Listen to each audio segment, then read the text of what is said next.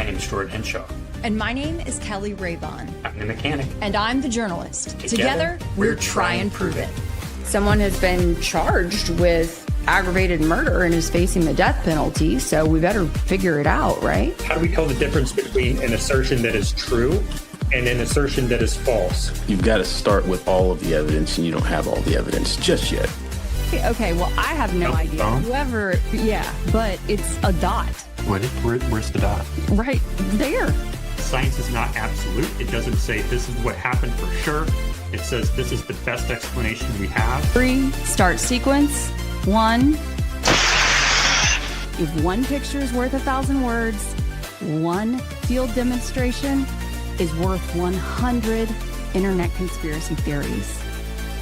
I'm gonna ask something at the risk of, being wrong, okay? But we're all just friends here. We're all just talking.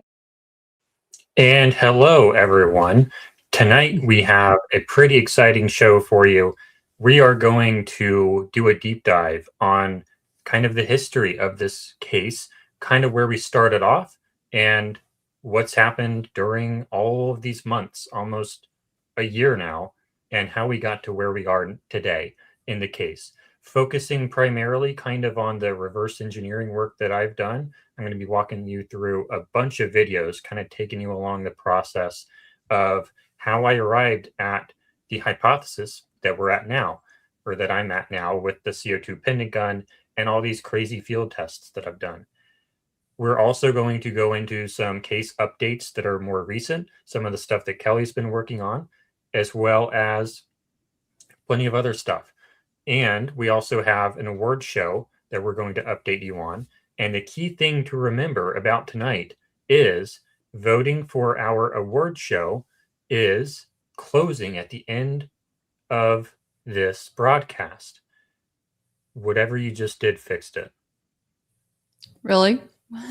Yeah. Okay. Just and not anymore? Whatever it is you just did. Not anymore. It was perfect for 2 seconds. Okay. Sorry. Whatever. There it is. There we go. Okay. Now it's perfect.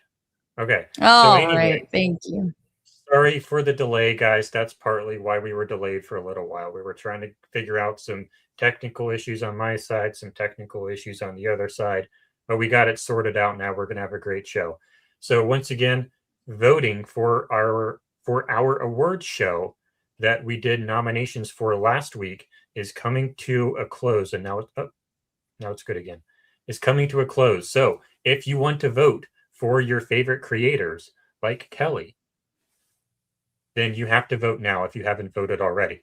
And you have to subscribe. And you guys, you don't have to actually leave the stream. We can put maybe, what do you think, Jordan? Like a link in the chat. Just like open up a separate browser and then you'll go to the page. Hopefully already you are subbed to Try and Prove It, most importantly, but you're going to make sure you sub. And then here's the link that you can go to vote. Now, this will, if you want to be very conscientious about your decisions, which we definitely hope that you will be, it may take you a few minutes, but we are excited to prep for this awards show. It'll be the perfect thing to bring the community together. Yeah, and if you're not aware already, because not everyone watches our show every week, but everyone should watch our show every week. But in case you're not aware, in case you were in Antarctica last week, and that's why you missed it, we have an award show that we're doing probably next Thursday, where we have all these different awards categories for like most likely to be a Fed, best live stream, best YouTube thumbnail, best spaces moderator, stuff like that. People in the community, both on X and on YouTube, and our audience as well. A lot of other creators. Link is broken. It shouldn't be broken. Let me check. Yeah, let's definitely make sure that. Okay. Make sure you copy paste it correctly. Maybe you missed one of the characters. I just tried it though, and I think it works. But I'll paste it in there once again though. Just make sure you have all the characters. It should end in a 6. So yeah, it's a pretty cool award show. If you click that link, you'll see what all the different nomination categories are. Last week we did the nominations so that you have someone to vote for. And this week we're closing voting so that we have a whole week to get ready for the actual, I guess, ceremony. Can we call it a ceremony? Yeah, virtual ceremony. Virtual ceremony. So that'll be next week, most likely. And who knows, maybe we'll have a lot of guest creators on in order to give some acceptance speeches, right? So that'll be really fun. And I actually don't have the video uploaded anymore. Give me 1 second. We have a new version of Kelly. I haven't shown you this yet. I haven't even seen this. Of the video, of the trailer video. So let me turn off the comments and let's see the new version of the trailer video. We released on X and I think on YouTube a trailer for the award show. Take a look. Full of infighting. An emblem of peace. Kelly Rayvon and Jordan Henshaw present the Goldies. Nominated, James May, most likely to be a federal agent. Stu Peters, nominated for Best YouTube Thumbnail. Miss C Social, Needle in a Haystack nomination. Trigger Smart, nominated for Best Tech Support. And Gary Melton, the Most Valuable Contribution nomination. Accidentally. And, most importantly, you, Corby Hall, Muppet Masher, Pia Varma, Trillion, Blake Bednars, Real Bays, Brandy and Billy, Louisiana Girl, Jesse on Fire, John Bray, Get Crunked and Listen, Daily Freddo, Charlie's Angels, Baron Coleman, John from INSEE, and Wolves in Finance. But wait. You have to subscribe to vote, and vote you shall. Or else. All right.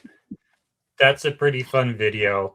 We're probably going to have an even better version next week. And we might publish a better version to X as well. Because the difference between the one we already published and that one is I'm adding in some more custom entrances for the people in the second half. So that's pretty cool.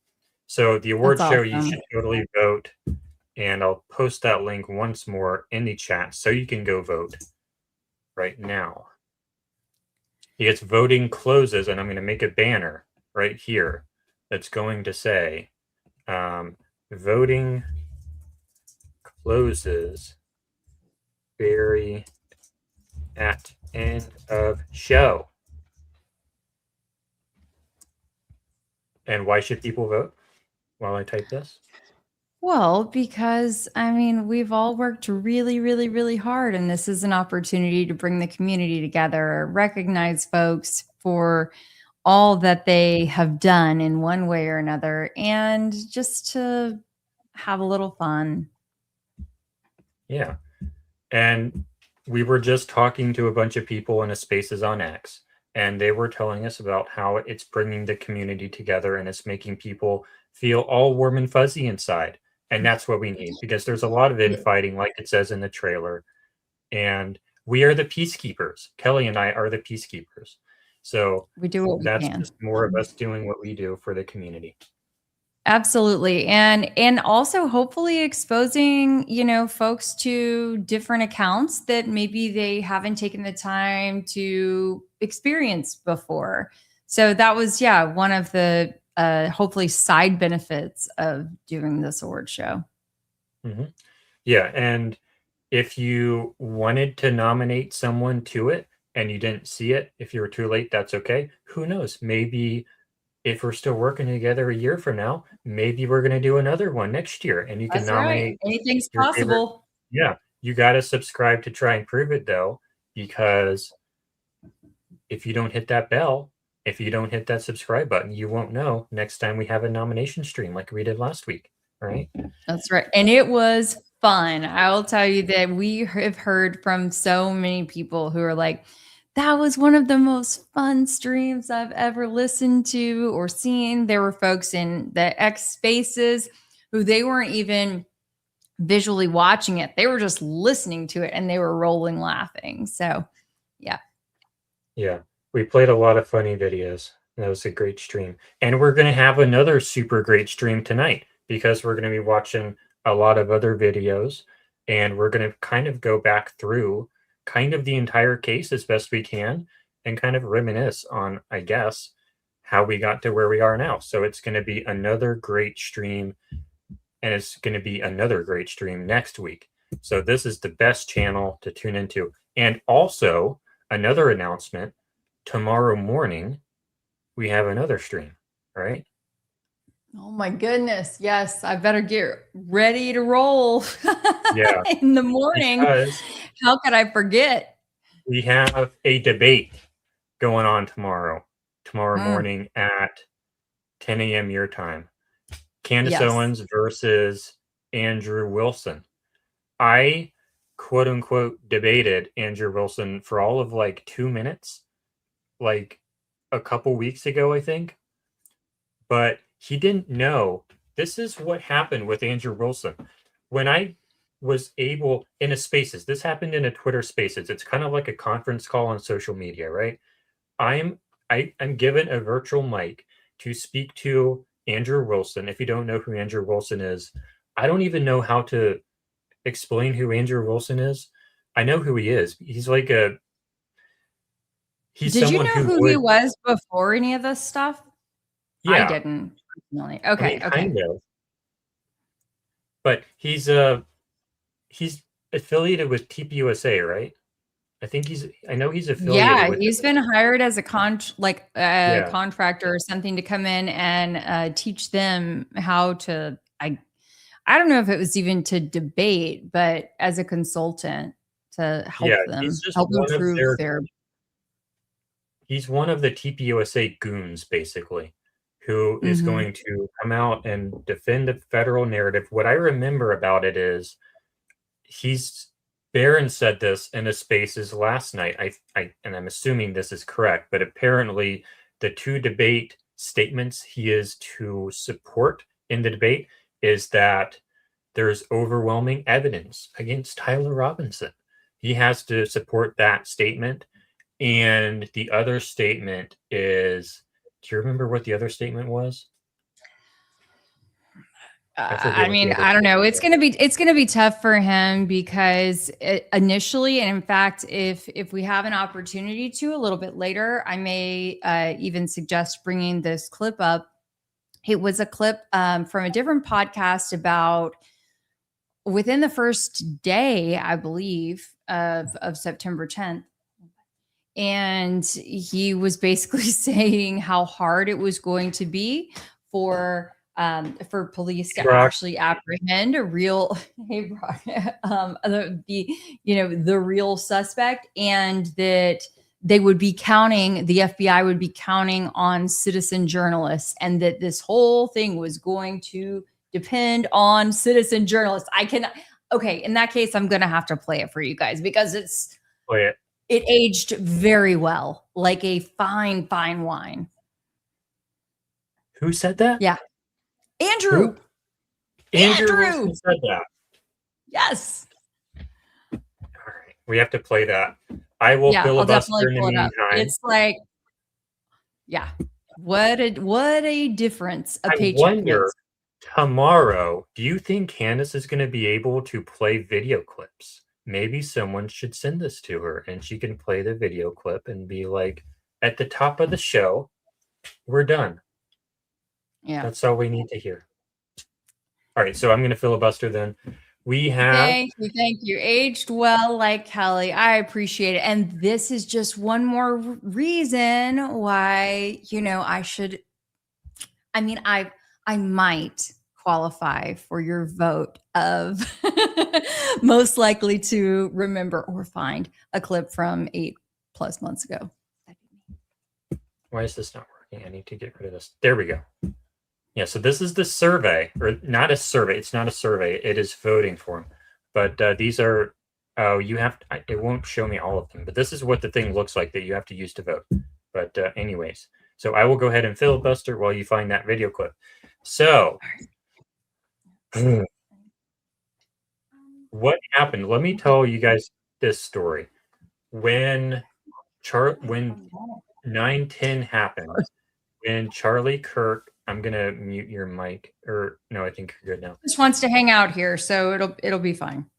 Yeah, Go he for it. wants to. Yeah, he wanted to stream with me at some time, but maybe we can do. You know what? We just didn't know it was going to be tonight. Here we didn't are. know it was gonna be tonight. Oh, that's All right. such a nice compliment for Jordan or for Brocky. Brock, you look gorgeous.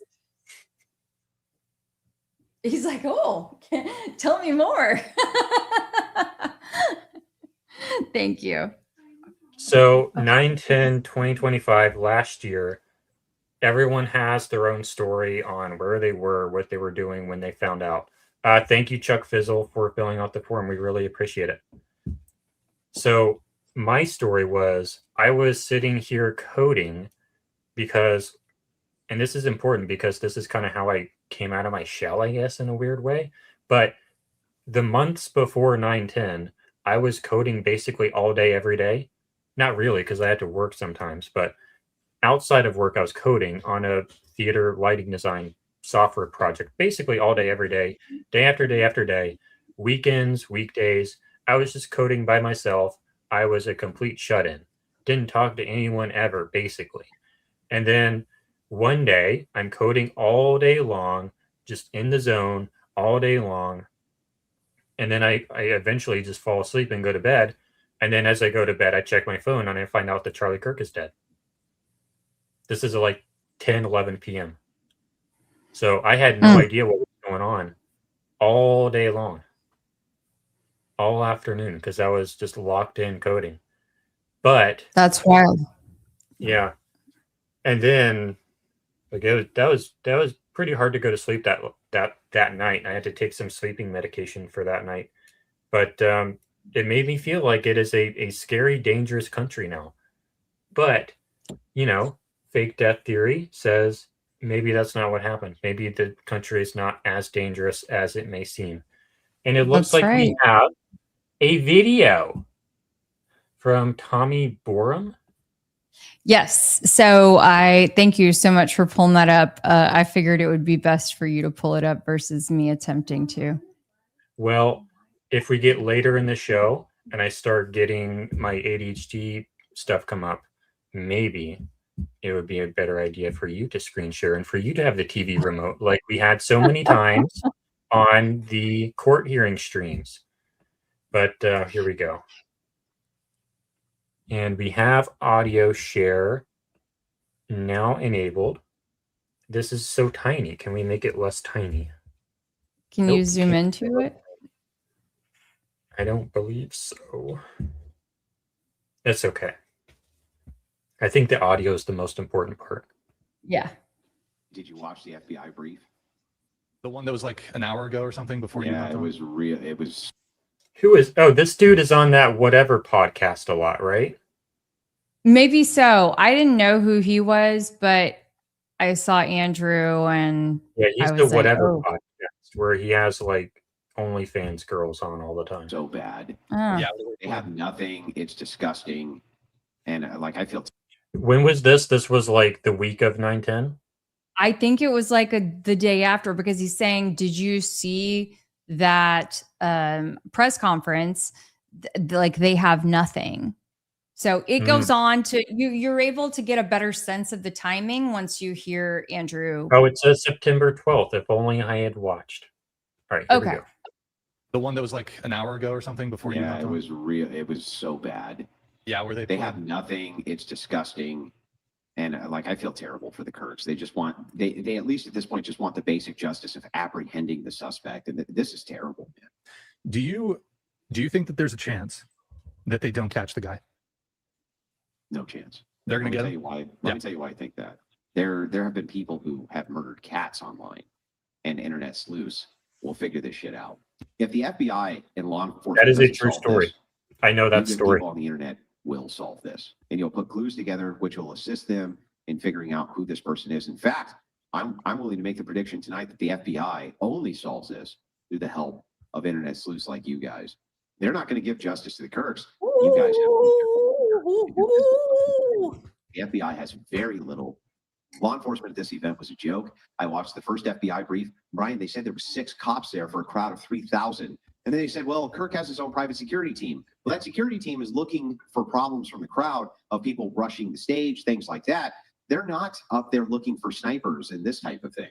That's not their function. That's police officers' function. This was a failure at basically every level.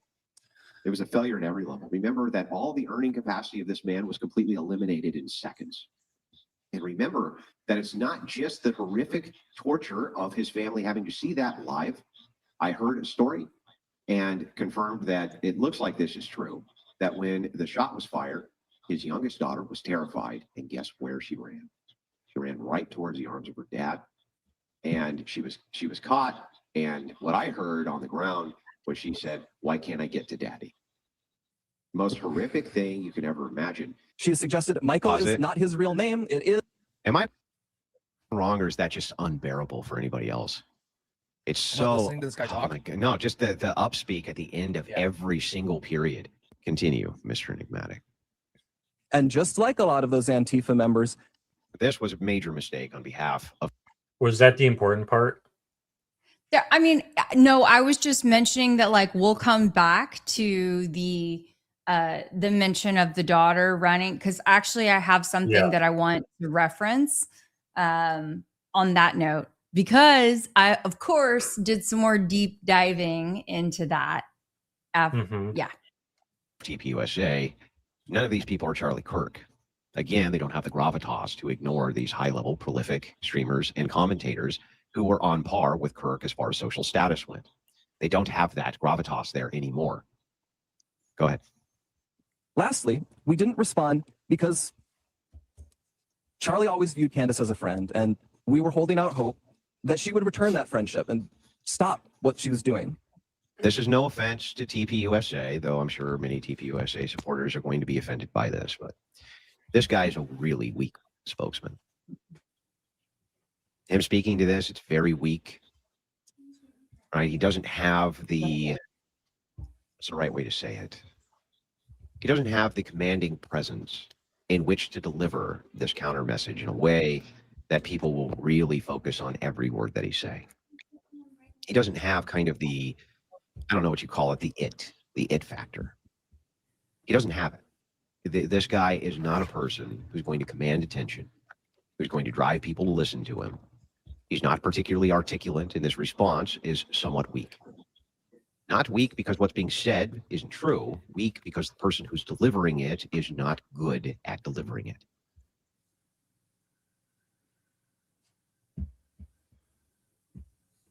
Okay, so this is before they caught anyone, and he's saying that, oh, the internet sleuths are going to catch the guy. But then the next day, or I think later that, or no, this was on the 12th? Didn't they do the press conference the morning of the 12th? Yeah, so I wouldn't commit too much to the date of the 12th on this, but either way, it's obviously very, very, very soon. So either I would bet probably the 11th. I would bet within the first day. But he's making the case that the internet people like us are going to find the guy. They're going to catch him. But once the FBI solves that problem basically on their own, then we can F off basically, right? Because they just want to find the bad guy. That's all they care about. It's about winning. It's not about accuracy. Mm-hmm. I mean, and also once Andrew gets hired, seemingly it seems that once he gets hired by TPUSA to be a consultant in some way, shape, or form, his opinion changes dramatically. Oh yeah, when does that happen? Well, I think within the last several months, because he had actually gone pretty hard on Erica and, like made fun of her, called her some names. Oh yeah. He was not like an Erica stan. I'm sure there's some folks in our chat who can weigh in on that. They may even know the exact time that things shifted. But yeah. Fascinating. And then you had stuff on the daughter, because I had heard that story. Oh my God. The daughter, the family was there, everyone was there. How terrible. This is why we have the death penalty on the table, because his kids were there, is probably a thought that's gone through someone's mind. And it wasn't true at all, was it? It was not. In fact, okay, so here's what's questionable.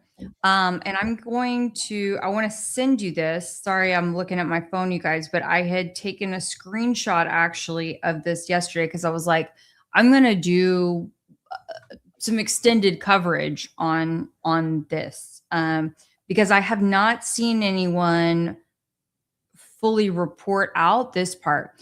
I was thinking that the Daily Mail, I believe, had, or a foreign, but across the pond, whatever publication had first talked about, and may have been the sole one that had reported that the Kirk family was there, that Erica and the kids or whatever were there. Yeah, I remember tracking that down once. So yesterday afternoon, I actually found that CNN had reported this, and I don't have the video yet to pull up for you guys, and I'm sure I can find it, but I do have their online reporting, and they've got quotes from a congressman, from a former Republican congressman, Representative Bob McEwen. And so let me send a couple of these to you, Jordan, and then we can, if it's helpful, or I can just read it out loud. Okay, I'll just read it out loud. So it says, the headline, this is 2:10 p.m. Central Time on September 11th. Charlie Kirk's family. So, okay, you guys, this is one entire day later that this is published. 24 hours later. Or 25, 20, yeah. Anyway, Charlie Kirk's family were at the campus event in Utah where he was shot. Former Representative Bob McEwen says. This is reported on CNN. Sorry, I know you can't see this, but I literally took all the screenshots of this article. Really? Charlie Kirk's wife and 2 children were in attendance at the Utah University event where he was shot and killed, former Republican Representative Bob McEwen revealed today on CNN. He said Vice President J.D. Vance is going to bring the family and Kirk's remains from Utah to Arizona, where the family lives. McEwen, who is on the, check this out, advisory council of Kirk's organization, Turning Point USA, and was a close family friend, said Kirk met his wife Erica when she was applying for a job with him. There's so much to unpack here, you guys. He said Vice President J.D. Vance is going to, oh wait, sorry, I just said that part. They met for over 2.5 hours. At the end of it, he said, well, let me just tell you, I'm not going to just hire you. I'd like to date you. McEwen recounted to CNN's Boris Sanchez and Breonna Keller. Indeed, they had an affection for one another. They shared everything in common. The family knew what it was like to constantly have a security team guarding him, McEwen said. McEwen's wife told Kirk just a few days before his death that he will likely need security for the rest of his life, to which Kirk rolled his eyes and said, yeah, I'm afraid so, McEwen said. Quote, and that was the part that Erica, I think, had hoped to avoid, but understood the sacrifice for the cause of the country. And that's what presidents have to do. And people who presidents rely upon have to do. McEwen said.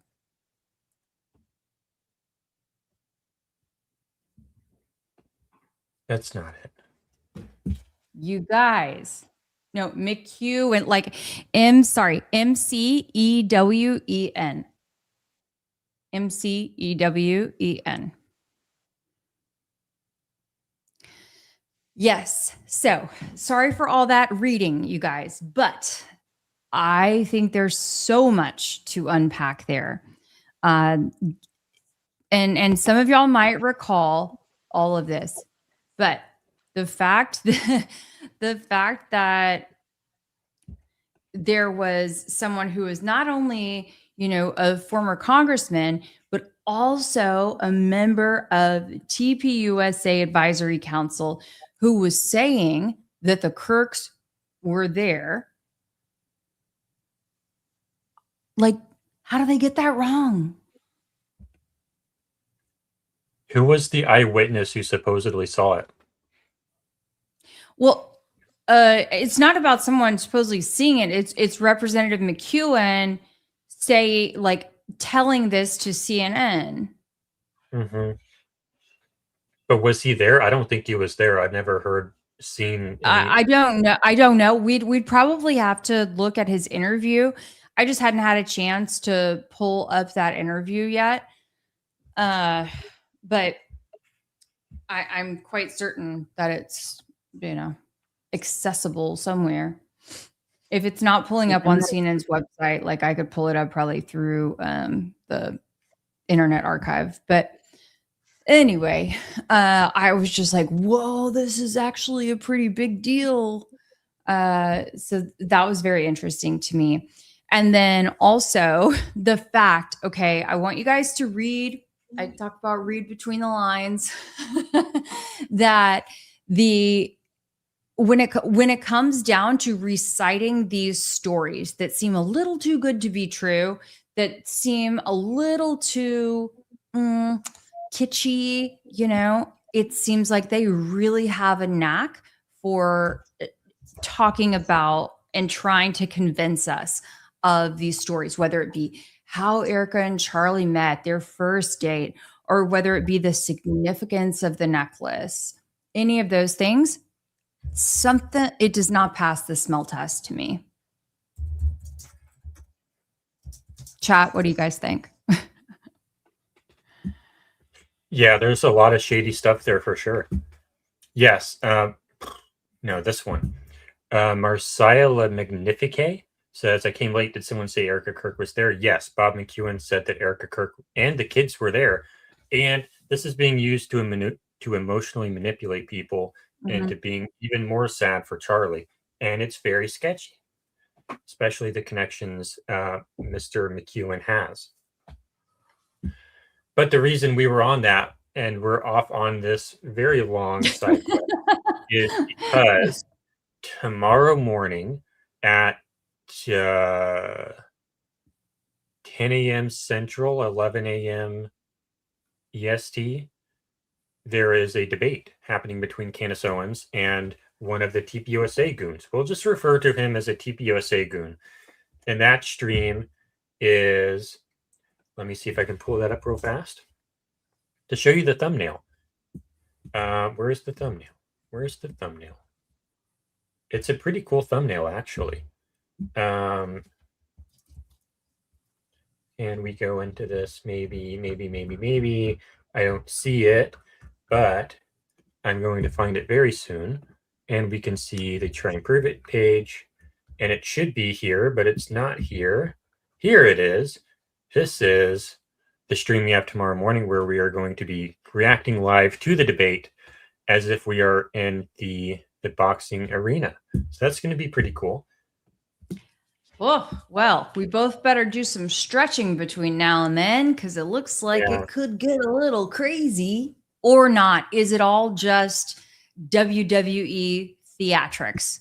Audience, What do y'all think? I sincerely want to know. I don't want to be too tough on the whole situation. I guess, y'all, if you've been here for more than an episode or two, you probably know how I think. But y'all wind me back in if I need to be wound back in. Okay.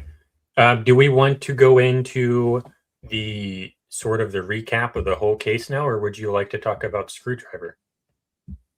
Go for it. And Video. I am, yep, please. You start, and then we can discuss Screwdriver. I wanted to add captions to my video, so that's what I'm kind of finishing doing if you see me darting my eyes to the side. Okay, I will go ahead and take the floor then to talk about how we kind of got from, okay, this super weird thing happened to Charlie, to there must have been, like, how did we get to, like, what is this thing? Like, how did we get from he must have been shot in the neck with a 30-06 to all this hokey gear? Like, how did we get to that? So the first thing, I guess, how should I go through this? I did not do nearly as much preparation as I did for like the Alien show or for the Ancient Technology show. Like I planned Jordan, we are all friends. We're all friends here. Okay, we're all friends here, so it's going to be just fine. Yeah, it's going to be a casual, relaxed stream. It doesn't need to be point after point like a 5-point sermon, right? That's right. So we're going to go onto my X page where some of this stuff is, I think. So I started off focusing on the shirt behavior. The shirt behavior was really weird. It looked like that one movie, Law Abiding Citizen. I can't play the clip because it'll copyright strike us and we'll have to remove it from the stream and we'll lose the chat. So I can't play the clip. But there's this tunnel scene where this whole movie is basically this guy who gets put in jail because he killed someone, and then he like somehow kills the judge with some weird technological contraption. He kills the attorneys. He kills random people with car bombs, all while he's in jail, and he's trying to make a point about how you should not let someone walk who you know did something horrible because someone killed his wife and kids. But basically, the reason I bring this up is this dude in this movie had all these super complicated, super like tiny little technological contraptions that allowed him to kill people with a cell phone. There's a scene where the judge picks up her cell phone and her cell phone shoots her in the ear. And then maybe there's another scene in the movie where someone's wearing a Rode mic and somehow the Rode mic shoots him in the neck and kills him. And then maybe there's another scene in this movie where someone's wearing a necktie, and this is the scene in the tunnel, and the necktie kills the person. So if you want to talk about some of these crazy conspiracy theories, oh, it was the Rode mic, or maybe it was the handheld mic, or maybe it was something else in the shirt. That movie, that character in that film is the guy who would do that. So it's a really good exercise for, and I'll pull up the movie here. It's called Law Abiding Citizen. It should definitely be rated R. So if you are a young child, do not watch Law Abiding Citizen. This is a great film. You should watch this film if you are old enough. But anyway, that's like the mindset that I was kind of getting in when I was watching the shirt behavior. Maybe I should take off my suit. I always wear the Freedom shirt under this in case I need to. But like the shirt yanks, I can't do it right now because this is a dress shirt, but the shirt yanks up to his ear, and that's really weird. That's not supposed to happen. So I was thinking, okay, watching Trigger Smart, watching this channel, watching that channel, how do we explain the shirt behavior? It looks like the Gerard Butler character in Law Abiding Citizen designed an exploding microphone or a microphone gun or some type of energy device or some type of drone technology. He wasn't wearing a necktie, but if he was, maybe it was the necktie. Maybe it was his shirt itself. I don't know, but it looks like a scene out of Law Abiding Citizen is what it looks like.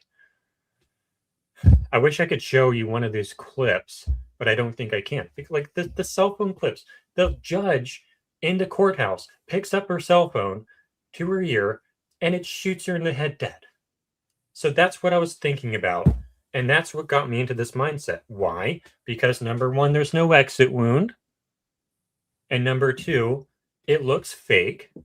The wound doesn't look natural. It doesn't spurt. It doesn't pulse. And it just looks fake. But anyways, so how do we get from that? So one of the first things I looked at was on my YouTube here.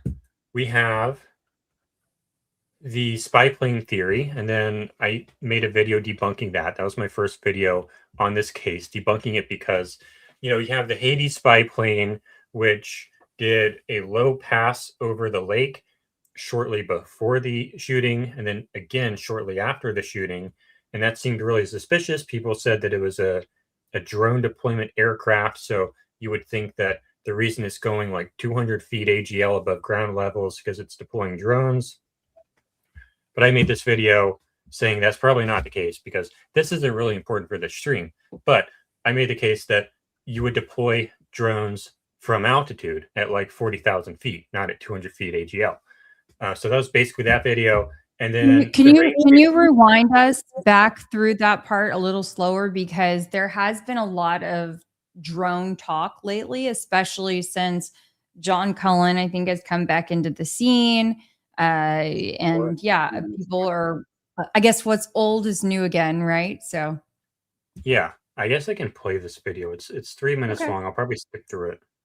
This was my first video on this case. I had a lot of other videos that were on, this is supposed to be set to oldest, that were on the Chris Watts case, but we're not talking about that tonight. But that's a good thing to talk about as well. But anyways, here we go.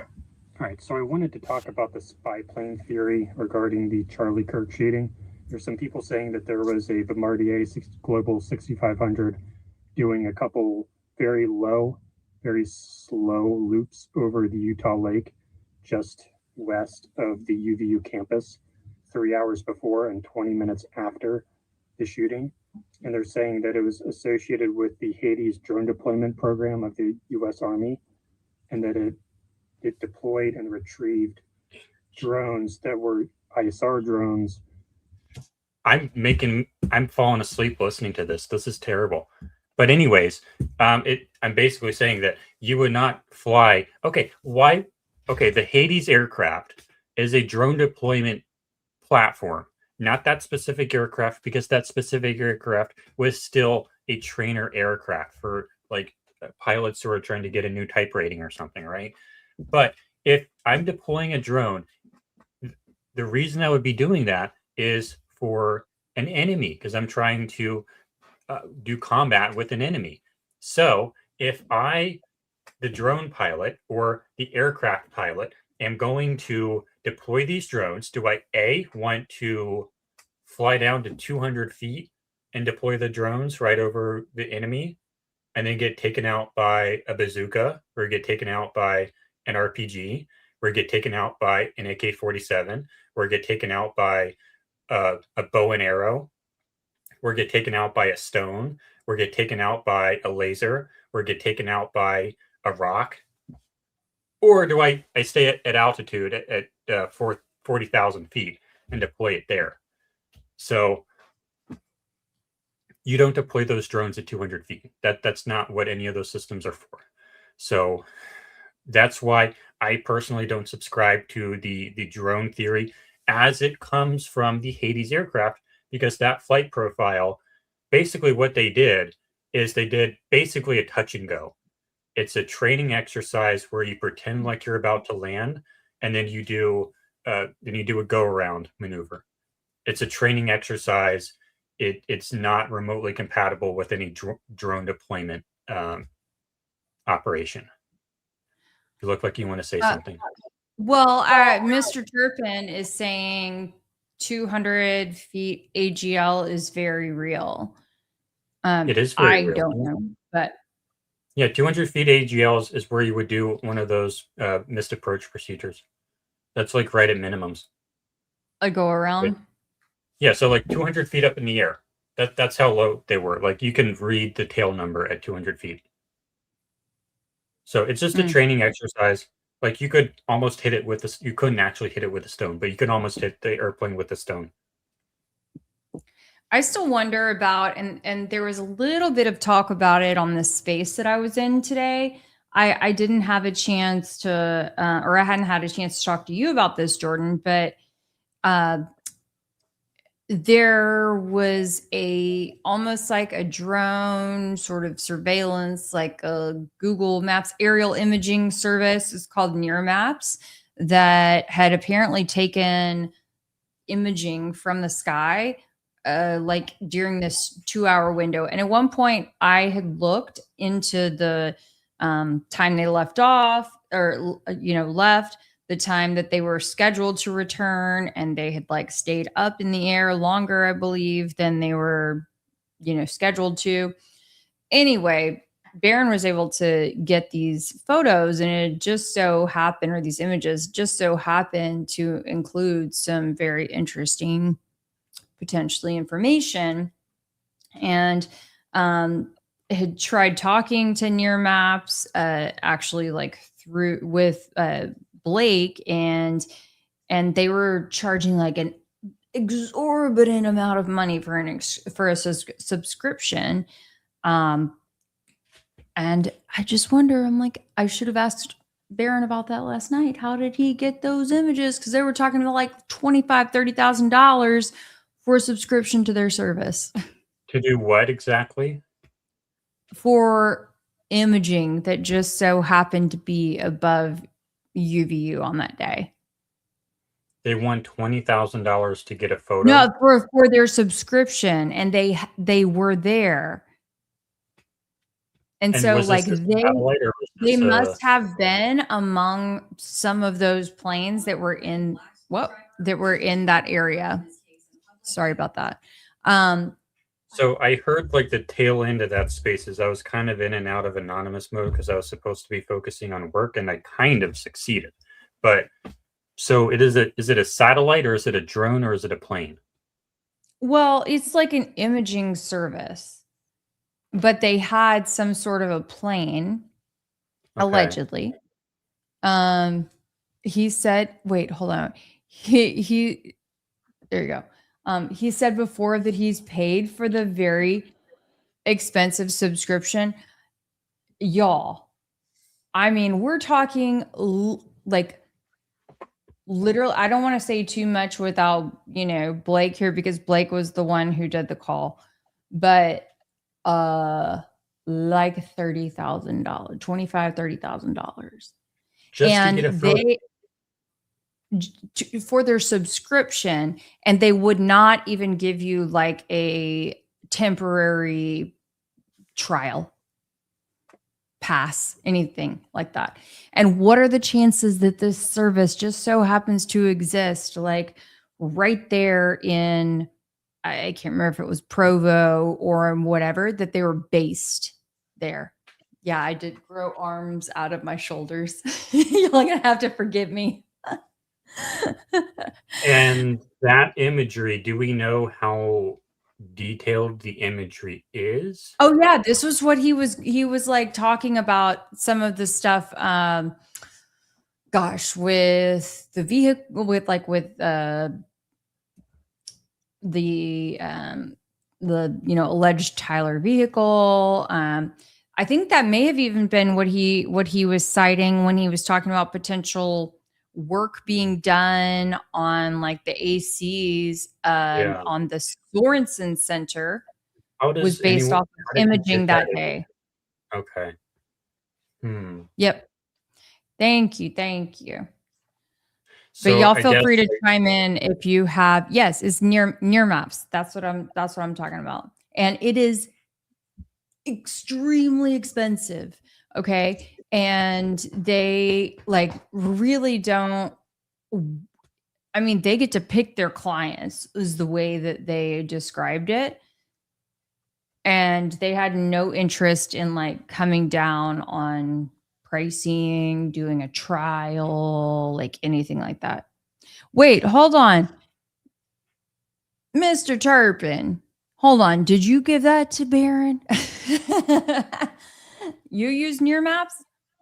See, I wonder, like, were they expecting that, I guess, Blake wanted them to fly in order to make a new map, or were they of the understanding that he just wanted an existing historical map? data? I don't want to go too far into Blake's discussion with them because, I mean, I don't want to speak out of turn, but There's a sound effect from something. What that sound effect was. Okay, but anyways, moving on. Talk about that later. We need to move on to, we were talking about the drones, and then we're almost at an hour now. Okay, so to keep it rolling, we can go to here. Oh wait, you have your video pulled up now. You want to do that now? I mean, if you'd like, or yeah, or we can. I'm I gonna feel go like that makes. let me set up some anticipation here, Yes. Okay. and then we'll go into the video to try to play a Candace, right? Like, oh, cliffhanger. And then we go to your video, and then we go back to my stuff, and then we go back to your stuff. It's cliffhanger. I cliffhanger. mean, there we go. So when this video came out, it got 6.5 million views. This guy, Range Day Bro, I think we can maybe play this to get his image up here. I guess not. But Range Day Bro, he's a YouTube content creator. He's a YouTube channel. And he says that Charlie Kirk was shot in the right ear from his right. And we know that because we can see the blood spatter coming out of his ear. Turns out the stuff he saw that he thought was blood spatter was actually the necklace. But at that time, no one really knew that the necklace had jumped up and like hit him in the throat. And then the whole thing like whipped out around this way. No one really knew that at that point, except for some people. But Range Day Bro comes out with this super viral video that says that Charlie Kirk was definitely 100% positive, certain he was shot in the right ear. So this is kind of like a game at this point when this is happening. It's like, ooh, who's going to come out with the next viral video that's going to change the entire case? When's the next one? Like, it seemed like every few days there was a new viral video that completely transformed the entire case. And this was one of those. But it was quickly debunked. And we quickly found out that it was just the necklace. But then, okay, well, why does the necklace jump up to here, the pendant, the cross pendant, shoot into his neck, and the entire necklace whips around his neck? So I came up with a bunch of different theories that could explain that, but none of them really worked. And I was also trying to come up with a contextual answer.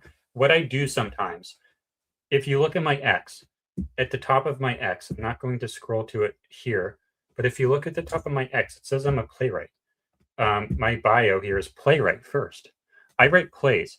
When I try to understand another person's thought process, why I disagree with someone, or if I'm trying to reconstruct a crime, or if I'm trying to reconstruct something in history, like I did with my 3-hour-long Jesus script, I like to write dialogue to try to get in the head of the other person, to try to understand them, to try to gain some kind of like lowercase intimacy with them, I guess. And I think that writing dialogue back and forth in a script is a really good way to really get in someone's head and understand why they think the way they do. It's a really good humanitarian exercise almost. So what I did was I wrote, I think like 4 or 5 different like scripts that are the premise. Okay, you found the guy who actually conducted this assassination, and he goes on Joe Rogan and he tells Joe Rogan everything. So he tells Joe Rogan this part of the story. Joe Rogan is like, why would you do that? That doesn't make any sense. What about this detail? What about that detail? Right? So that's like, I wrote like 4 or 5 of these scripts. Each one of them is like maybe 20 pages long. So like 20 minutes of dialogue long. And what I did over and over again is I would get to a question that didn't make sense, that didn't have an answer. Joe would ask, well, why would you do it this way and not that way? And then if I couldn't come up with an answer, then I would realize that that's a dumb theory, and I would move on to the next one, to the next premise, to the next like supposed assassin with the whole other backstory on why this happened. And that got really interesting, but none of them really worked. I always got stuck on this question or on that question, or then I read it back to myself. I'm like, wait a second, none of this actually plays. None of this actually makes sense. But anyways, lowercase intimacy, meaning like not like romantic. I mean, so anyways, that led me to the fake death theory eventually. So that's the cliffhanger. we want to play the video now? Oh, you're muted. I was muted because Brock keeps talking. So yeah, I was muted, self-muted. Shall we play the video? Sure, let's play the video. And you guys, you are getting an exclusive first look. Please forgive me if anything is wrong with this thing, because I did not even have a chance to fully watch it through before dropping it in the upload folder for you guys tonight. So we'll know real quick if I need to make edits before officially posting tomorrow.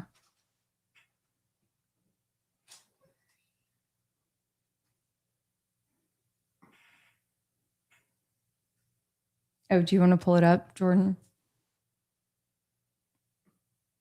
Oh, I thought you were going to. Okay. Red and black no. Here we go. screwdriver may be doing more work in this case than the public. One red and black screwdriver may be doing more work in this case than the public even realizes. But I think it's time to dismantle some of what we've been told. Was it found on the roof or near the rifle? What does DNA on it actually mean? What type of screwdriver did they even find? And what evidence connects that particular tool to that particular gun? Let's break it down. Did you recognize the object? I did. And what was it? It was a red and black screwdriver. So that's former UVU officer Chris Bagley describing the screwdriver that he said he found on the Losi Center roof during the July preliminary hearing. But let's rewind back to September 11th. CNN reported, citing sources, that a screwdriver was recovered near the rifle and that investigators believed that it may have been used to disassemble and reassemble the gun. Some of the scene there and what was recovered by investigators. And we have a couple of bits of more information about what they found. Now, they found the bolt-action rifle near that. Hey, Kelly. Yes. Do you want there to be a possibility that someone clips this and posts it as their own if we play the entire thing?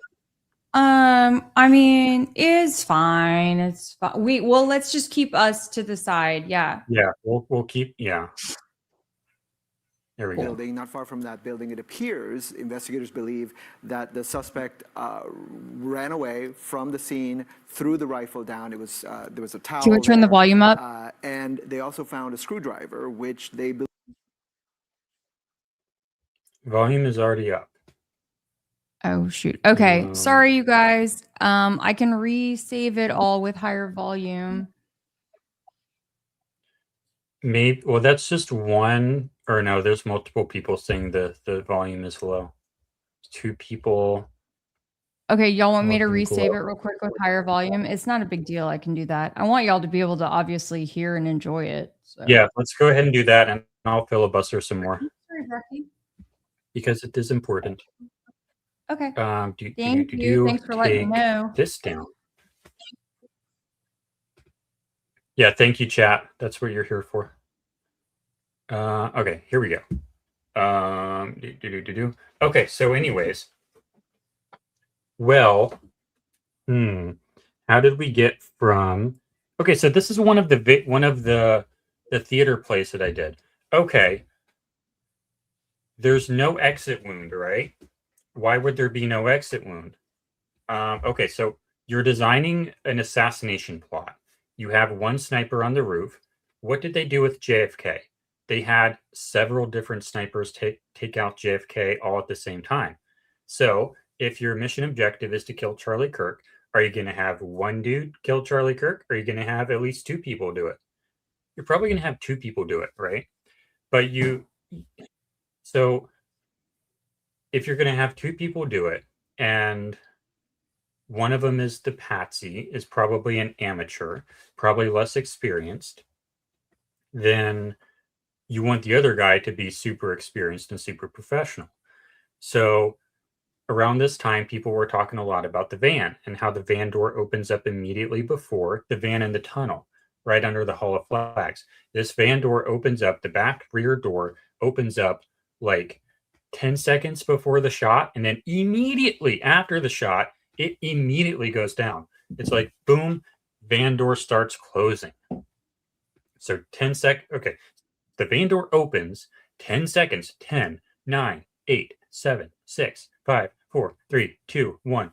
Boom. Immediately closes. So a lot of people were saying that maybe, and I think this was Kelly Kugel's theory on Trigger Smart. Trigger Smart gets a lot of credit for a lot of the making the case move forward kind of in the early days with bringing up all these different theories. And he's still doing a lot of great work. And hopefully he gets, hopefully he wins some awards next week. But anyways, I give him a lot of credit and props for moving this stuff along.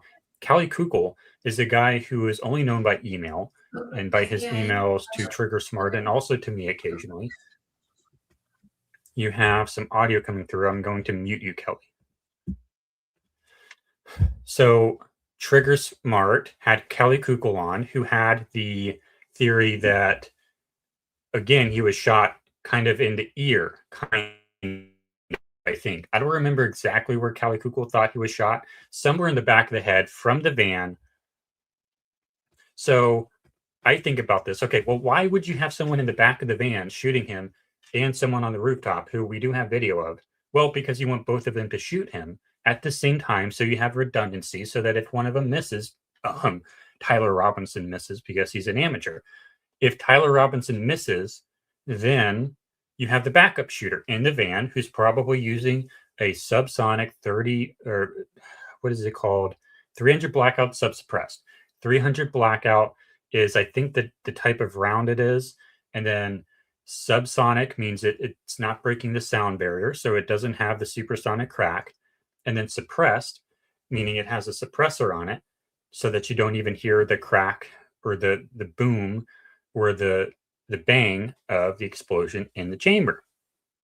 So these rifles, these 300 blackout subsuppressed, the loudest thing you hear from them when they fire is the action of the rifle. So it's basically going to be dead silent if it's in a van shooting into Charlie Kirk and that crowd. So then you think about, why does he not have an exit wound? Can I cuss on this? I think I can cuss on this. I'm going to bring up the media assets and the language sound effect. But in one of these scripts towards the end, the idea was there's this recurring line that goes over and over and over again. The assassin character who comes on Joe Rogan and explains how everything worked. Joe Rogan asks, okay, why is there no exit wound? Why did Tyler Robinson not blow Charlie Kirk's entire neck off? Well, it's because the dumbass motherfucker missed. Tyler Robinson missed. He was aiming at Charlie, but he missed. That's why there's no exit wound. Because he's a terrible shot. And the reason we don't see a massive hole in the backdrop is because it self-heals when something that fast is moving through it. Or maybe the hole is so small that you can't see it. Dumbass motherfucker missed. So that was the theory in that script. So those were the kinds of things I was working on in those days. And I never did. I forget why exactly I put that one to bed, but it was a pretty good theory. You forgot to hit the language. Language. Here we go. But that's a pretty good theory, isn't it? Oh, you muted yourself again. Sorry. I've got a child behind me and there's not much I can do. And I'm just, y'all, I guess some 6'7". I'm just trying to do my best over here. And he just rolled his eyes at me. So yeah, here we go. Okay. Does the video worketh? Is this the new video? It is. It's almost there. It is at 70% exported. And thank This you isn't the one. so much. I'll delete, or I can't delete it. Yeah, you can drop that one out. Okay. I can't. I think you have to. Somehow, Oh, okay, which is kind I of will. strange because we're in the same account, but for some reason I can't. Right. But anyways, okay. So that's a pretty good theory, but that's the kind of stuff I was working on. And like sometimes Kelly and I talk about what would we be doing, or not what would we be doing, but like the productivity we had before we were like constantly on Spaces every day, streaming every week, talking to all these people, talking to Kelly on the phone for 2 hours a day, often many days. I was writing theater scripts to try to figure out all these different theories on what happened. And I was really good at that stuff. I should bring out some of those. I don't know where they are. I think I can find them, but there's some pretty good scripts in there and they're really interesting and they can kind of help you see the case from some completely different angles, from some new light. But anyways, none of them really worked. None of them completely made sense. None of them gave me that aha moment. And then, you know, I'm watching Trigger Smart, pretty much everything he puts out, because I'm like addicted to this case, like basically everyone else. And this is the start of the reverse engineering that I did. And if I can find my video, not this boring video, but then go back to oldest here. Oh, yeah. Okay. And then Range Day Bro, he comes out with this video. What really made me mad, you know what really made me mad? We have the observables. We see the necklace jump up to his ear like this, and the necklace swing around like this. Range Day Bro, to his credit, he did a field test with a ballistics dummy with the rifle, and he put his rifle about where the van would have been, I think. Or no, I think he had his shooter up a lot higher. We have a video, Kelly, that we haven't really talked about yet, where it seems like something... No, okay. But anyways, Range Day Bro makes a video where he says that he reproduced the shirt behavior, where he reproduced the cavitation that made the necklace move the way it did. And my thing that you'll hear me talk about over and over and over and over and over again is the necklace behavior is upwards and backwards. The pendant starts down here, and the entire motion of the necklace is a linear motion starting down and moving directly up and back, upwards and backwards, upwards and backwards. But the video that Range Day Bro does, it's radially outwards. The neck expands radially outwards, and the neck expands radially outwards, and so does the necklace, and it breaks in the back. But the Charlie Kirk one, it breaks in the front and it goes upwards and back. But the Range Day Bro one is radially outwards and breaks in the back and flies forward. So I'm like, what the heck, man? But in his video, he's like, oh my God, I solved the case. I reproduced everything. Why? Because I got the chain to break. I got the necklace to break. Therefore, my theory is correct. But you don't actually look at the characterization of exactly what actually happened. Did the motion start down here and did it fly up? Or did it break in the back and fly outwards radially? So I got a little bit upset with Range Day Bro for that. Because he was greatly overstating the success that he had. And I've been known I've gotten into some beef for, anyways, but I did not like how confident he was that he solved that, because it was completely different. But anyways, I mean, look, Jordan, I think you have gotten into a little beef here and there, but I don't know. They keep coming back around for seconds or thirds, so that's okay. Okay. So then what happens? I don't fully... Okay. Charlie Kirk and Erica Kirk, they have a story of how they met, and it's different every time, sometimes. Anyways, I don't remember the first stream I saw you in. I feel like I do, but sometimes I don't. But I'm pretty sure I remember which one it was. But I knew that I wanted to talk to you as soon as I saw you. But anyways, what I remember is here's this super professional, super experienced reporter lady who has a decade. Like, I don't know if I looked you up, but I looked you up in some way, shape, or form. And you said that you think that Charlie was still alive. And I know Allgeist is, if he's watching, he's going to take great issue with this, like he did a little while ago. Ooh, but I had been exposed to fake death theory. For a different day. That's a story for a different day. But I had been exposed to fake death theory through him, and he focused primarily in the public domain on the acoustic evidence that he believes shows that the shot went into the back of the van.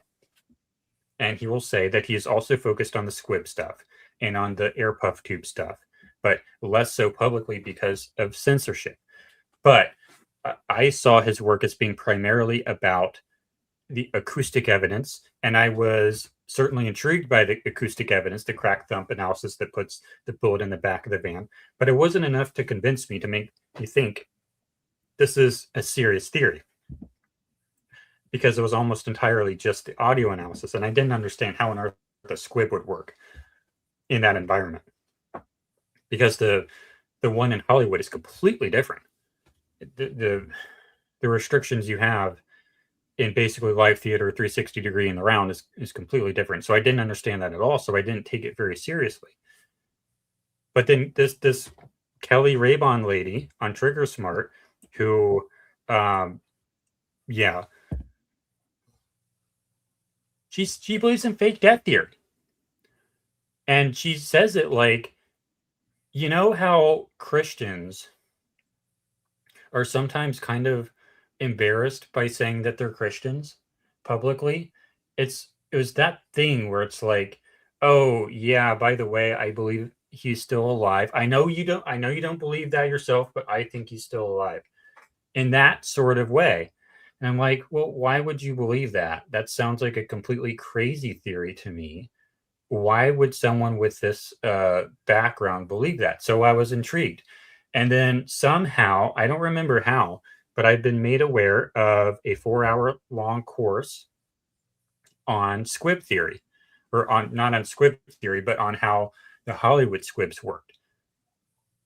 But on that cliffhanger, do we have the video? We do. Fingers crossed it's a little louder for folks. All right. I guess I will go ahead and play it like last time. Red and black screwdriver may be doing more work in this case. It missed the first part again. One red and black screwdriver may be doing more work in this case than the public even realizes. But I think it's time to dismantle some of what we've been told. Was it found on the roof or near the rifle? What does DNA on it actually mean? What type of screwdriver did they even find? And what evidence connects that particular tool to that particular gun? Let's break it down. Did you recognize the object? I did. And what was it? It was a red and black screwdriver. So that's former UVU officer Chris Bagley describing the screwdriver that he said he found on the Losi Center roof during the July preliminary hearing. But let's rewind back to September 11th. CNN reported, citing sources, that a screwdriver was recovered near the rifle and that investigators believed that it may have been used to disassemble and reassemble the gun. Some of the scene there and what was recovered by investigators, and we have a couple of bits of more information about what they found. Now, they found the bolt-action rifle near that building, not far from that building. It appears, investigators believe, that the suspect ran away from the scene, threw the rifle down. It was there was a towel there, and they also found a screwdriver, which they believe indicates that perhaps the suspect used it to disassemble, take the stock off the rifle, to try to conceal it. Right? Now, near the rifle in the wooded area or on the rooftop, those are two very different locations. I've been there. And the official September 11th and September 12th press briefings described the rifle and towel, but did not publicly mention a screwdriver. Then, on September 15th, Kash Patel publicly placed the screwdriver on the roof. And what we learned was there was evidence, DNA evidence that could be collected and had been collected, including a screwdriver that was found on the rooftop. Also, we went over to the scene in the wooded area where the firearm was discarded, and the firearm had a towel wrapped around it. I even walked into the wooded area in the ravine, and I can report today that the DNA hits from the towel that was wrapped around the firearm and the DNA on the screwdriver are positively processed for the suspect in custody. What's the significance of positively processed? You're muted. You're muted. Funny you should ask, because those words might be on the screen in double time right now. Positively processed. What the heck does that even mean? I don't And think remember, that is a technical term. And Mr. Kash Patel is touting his experience. investigator Positively extraordinaire. processed. Yeah, is a very, very. You're right, Christian. That is a funny screen freeze on me. But yeah, it You're Kelly, doesn't have any significance. you're breaking up a little bit. Can you hear me now? You froze. Oh no. They don't want me Yeah, to you were they don't want breaking me up to a be little bit. they didn't want me to share the truth. I don't know. Can you hear me? Yeah. But yeah, positively processed. Like, what does that actually mean? And also, if you remember back at the prelim hearing week when we streamed for like 40 hours in 1 week, remember, like, the DNA lady made it sound like it takes like 6 months to get DNA back, takes like, and if it's expedited, which it was, they're working 24/7 around the clock on Christmas Eve, on Christmas morning. Everyone's working together around the clock, and it still takes weeks or something in order to It certainly Kash shouldn't. Patel clip. It certainly shouldn't. And I can tell you, unlike I bet anyone else in this case, okay? I bet unlike anyone else in this case, I've actually been to a DNA testing lab in Salt Lake City before. I have video that I can show from this. So we'll have to do that on another stream. But I literally have been to a DNA testing facility in Salt Lake City. And what's the minimum? I know you're not an expert on DNA, but do you have any idea of what the minimum time it would be for them to get positively processed? Look, it's all about how much a case is prioritized, right? And look, if JD Vance, if the vice president is coming down to Utah to fly someone, which is an unprecedented move, onto Air Force Two, all the way to Arizona, something that's never happened before, you better believe that DNA in Quantico or wherever precisely they sent it is being prioritized directly to the top. Mm-hmm. But this Kash Patel said this like a couple of days afterwards, I think. Positively processed. Positively processed. I mean, if I had to like read between the lines, that's just confirming that it's been sent. But it's been sent, and we already know what the answer is going to be before we even get it back.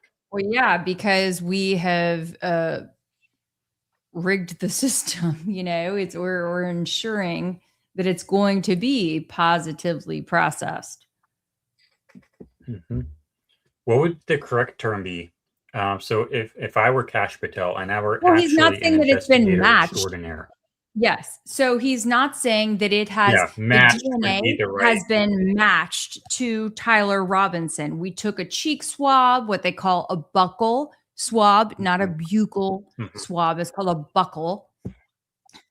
Just for everyone who needs to know, a buccal swab, and that they have matched it. And it would have been so easy, like from his background and experience, assuming that he actually did the work in the past, it would be easy to say, hey, we took a buccal swab of Tyler Robinson and of Lance Twiggs. We have matched, he's not going to say Lance because Lance hadn't been charged with anything, of course, but he would have said, hey, it has been positively matched. Mm-hmm. Game over. Yep. Instead, it's all about positively controlling the narrative. processed. Like, that's so weird. Okay, let's continue the video. Positively processed. That's a strange phrase. It's not a courtroom conclusion, and it does not explain the DNA.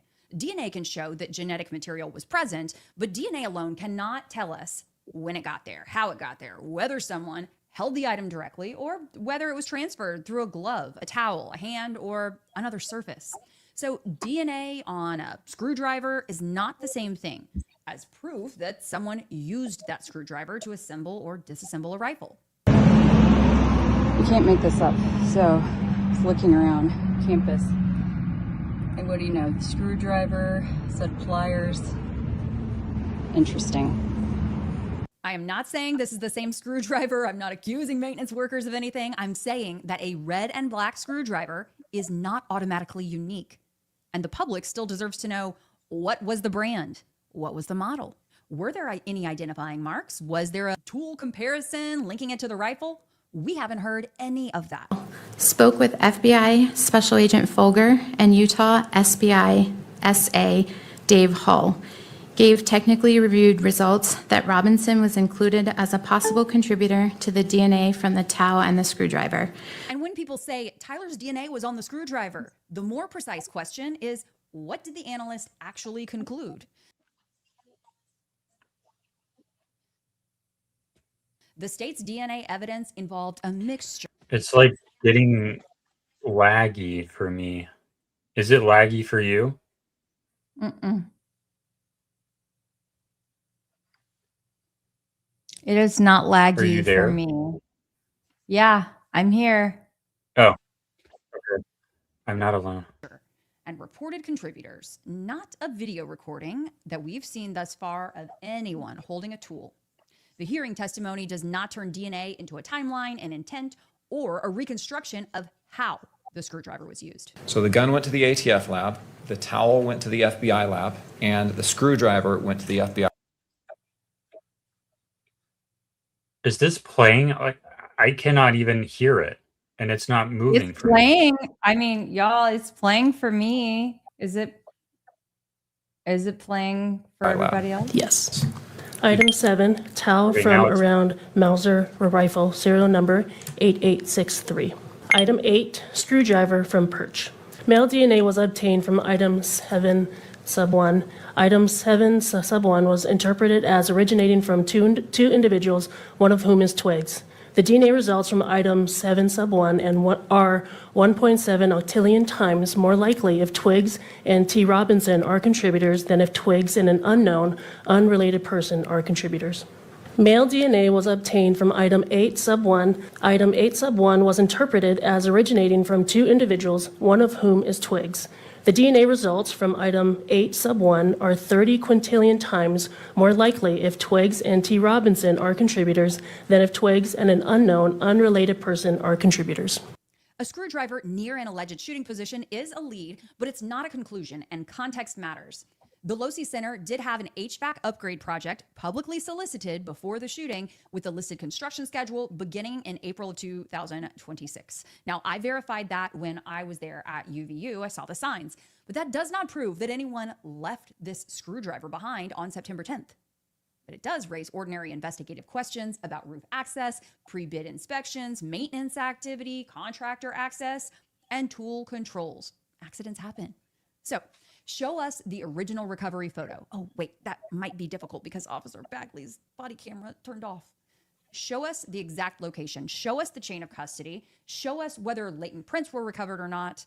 Show us whether the tool was even forensically connected to the rifle. Can it even be used on that rifle? And show us why this screwdriver belongs in the prosecution's story and not just in a theory. Because when they say it mattered, my answer is simple. Try and prove it.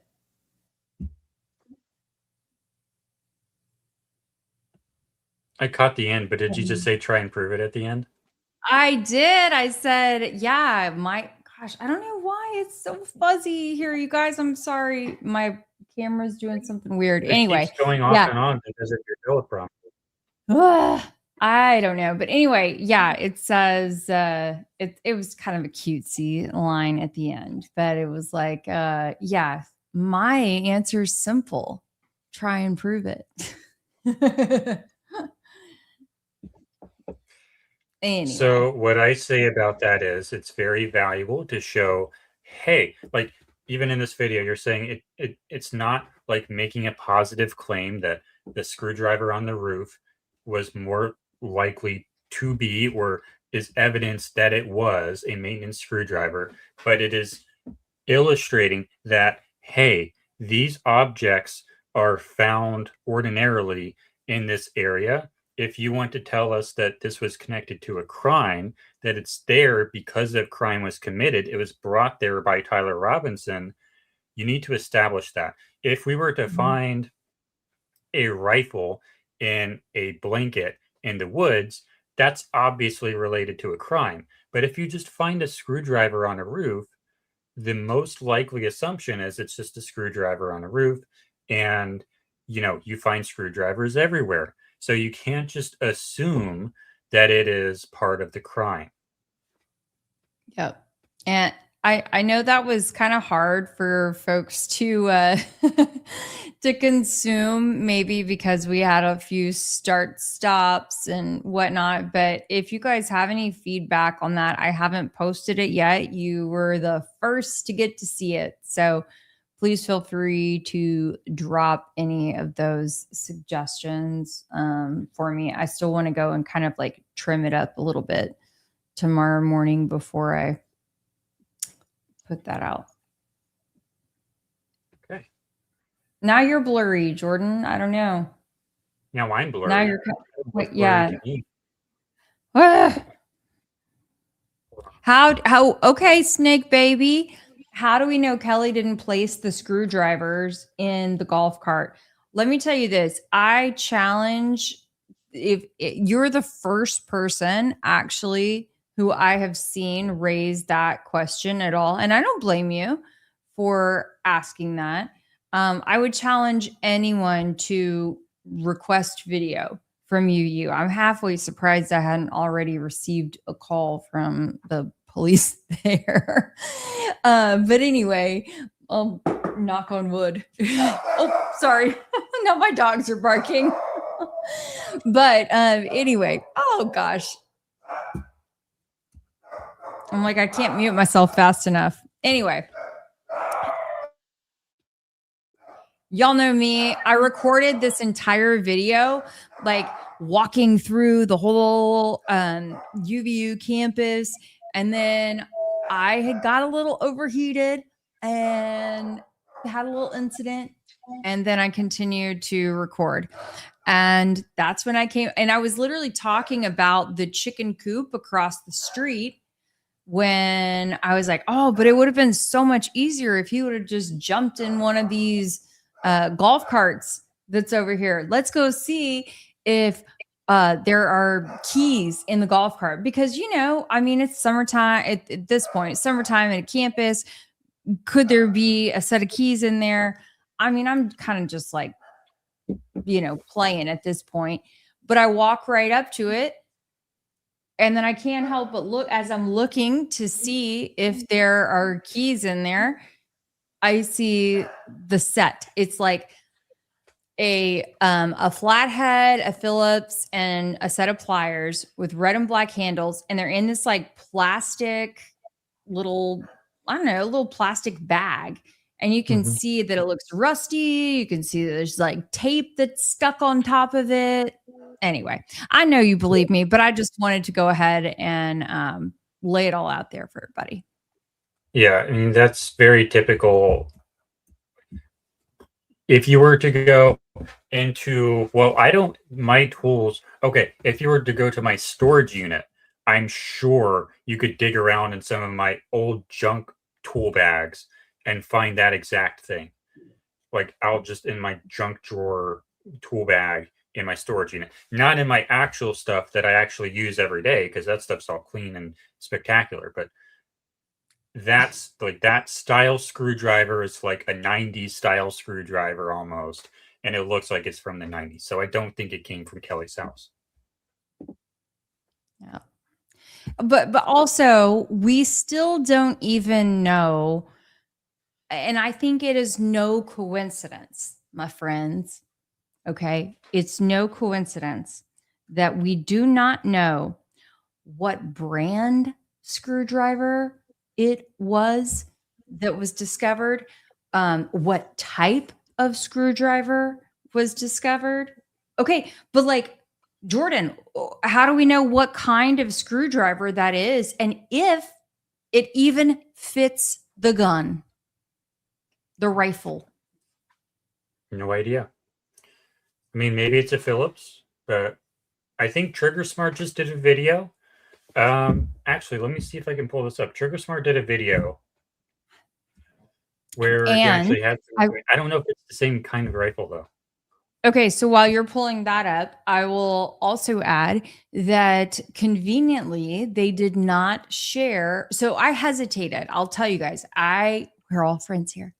I will tell y'all that I hesitated about even sharing this discovery because I thought, what if this, like, by some stretch, prompts them to change their course of action? Okay. On the off chance. And then I thought, well, they did share in court, even though they didn't share it publicly. So like the videographer the pool camera was not able to record the screen when they showed the photo, alleged photo of this red and black screwdriver that was not allowed to be broadcast. So apparently it's been submitted into evidence, but it has not been shown publicly. Okay, I have a video. This is from Trigger Smart from Matt. Thank you, Matt. This is a guy. This is not the same rifle, I don't think, but this is sort of the procedure for assembling it. Because this is a pretty simple process. But Jacques, if you want to take it away. Yeah, we literally, this is 2 screws and it's done. So, do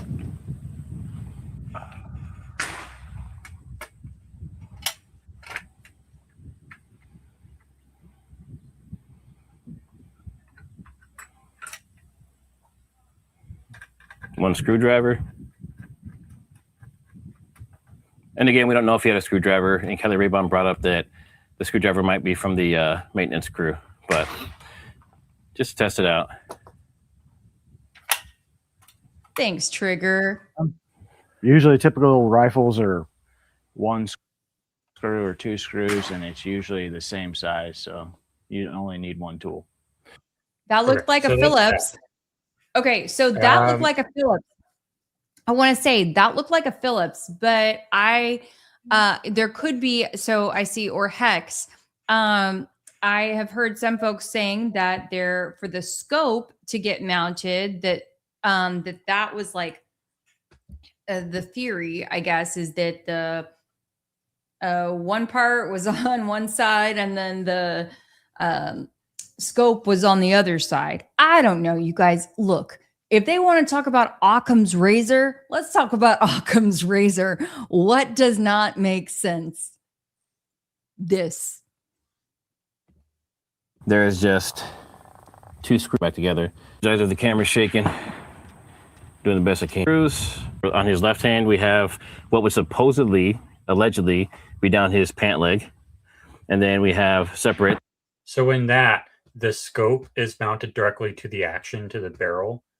Mm-hmm. So on that rifle, at least, you don't have to mess with that at all. So somewhere in this video, they talk about this. Is the stock. Putting it back together, would you lose a 0?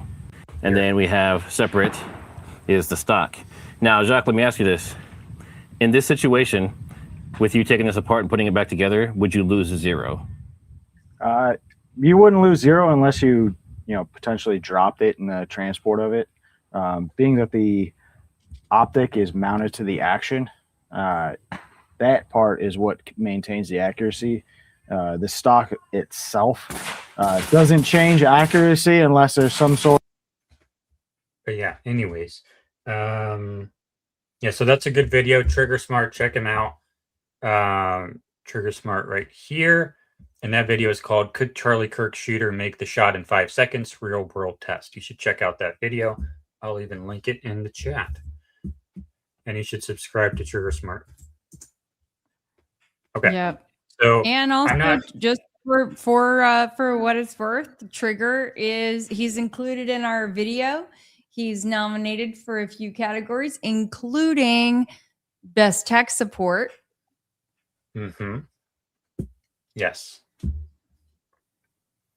And he's in, And yeah, he's in the also, video. and like debunking or something, I think. I think so. Yeah. Yeah. Let me We see. have awesome vid, Trig, but TR ain't no assassin. Well, Jordan and I would agree with you on that The one. Trigger Smart is not an assassin. No, Tyler is not an Oh, assassin. Tyler Robinson. Yeah. Trigger Smart is TS. Yeah, he doesn't seem like, oh, we have 27 new votes. Perfect. Love it. Awesome. Well, Guys. okay, let's do a little plug for everybody right now. A plug for who? For everybody to go and vote. Plug for the award show. Yeah. Yeah. Okay, let me copy this again. You are thank you so much. You're welcome.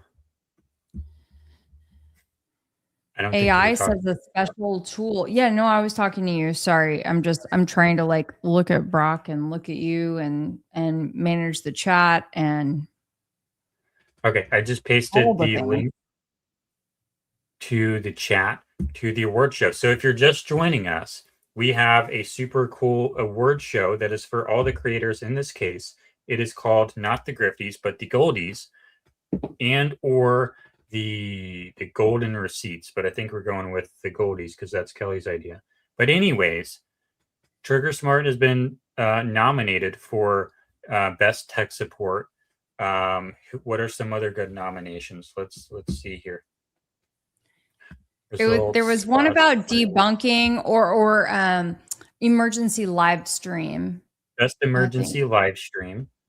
Yep. The Source Whisperer, best at locating and evaluating primary sources, best fact check, best public records deep dive, best investigative collaboration. Mhm.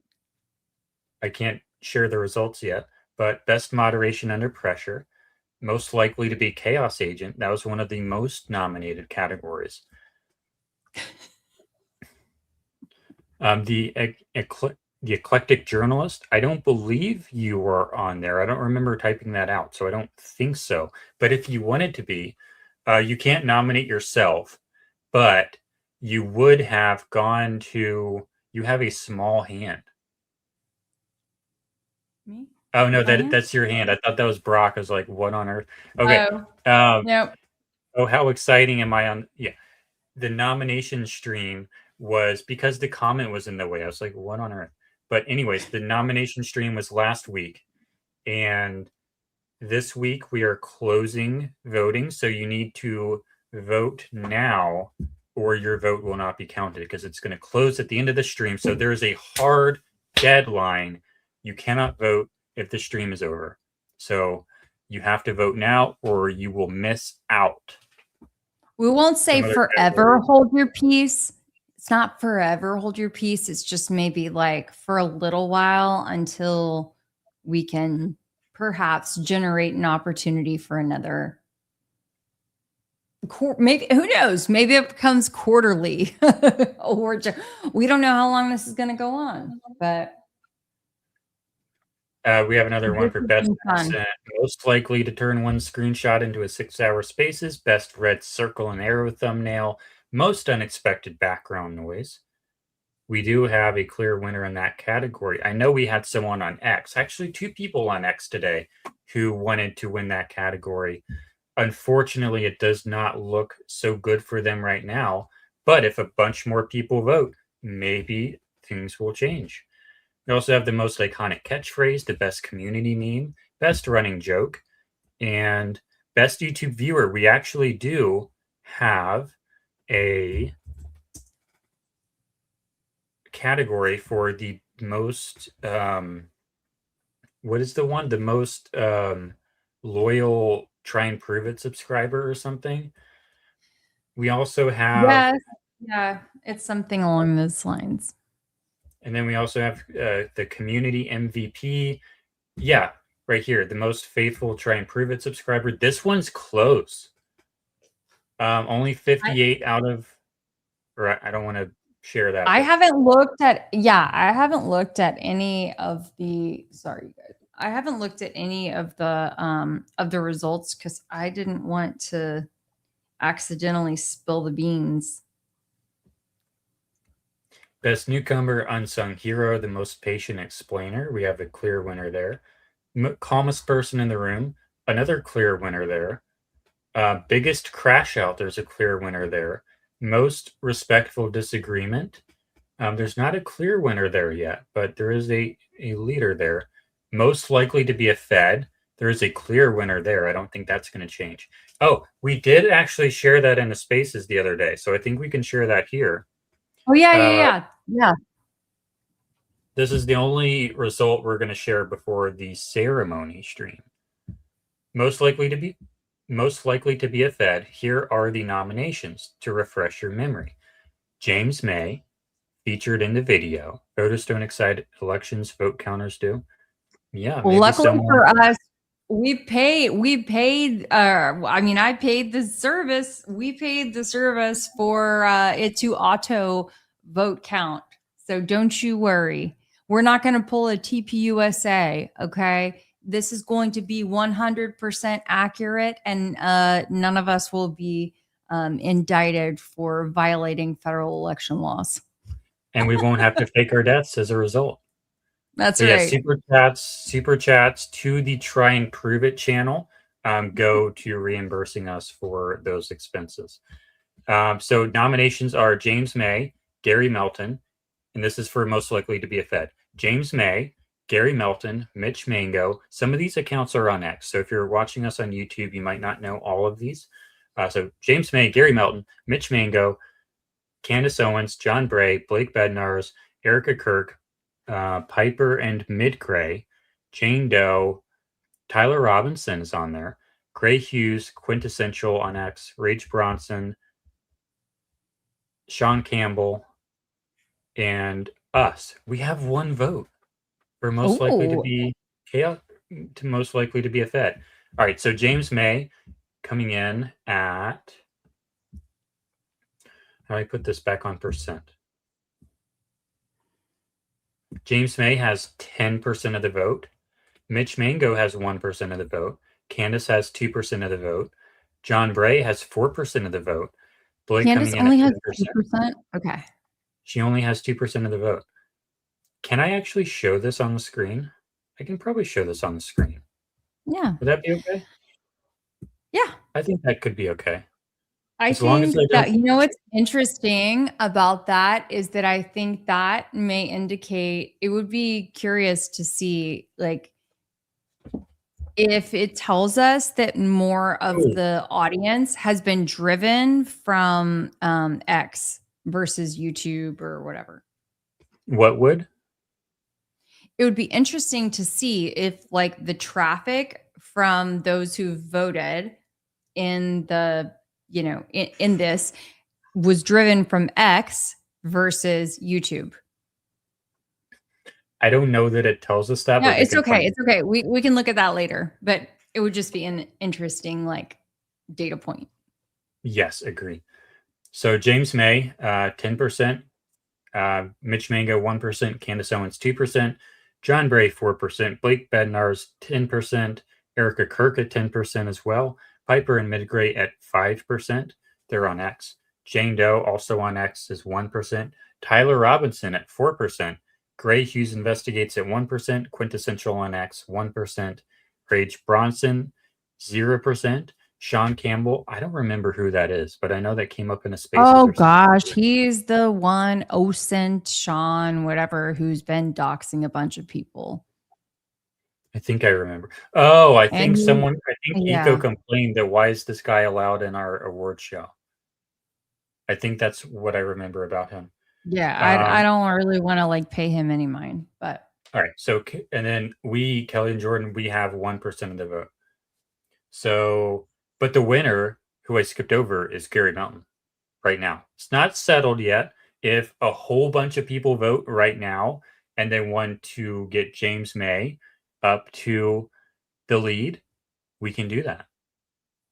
We have 362 people watching right now. I know for a fact that everyone watching right now has not voted.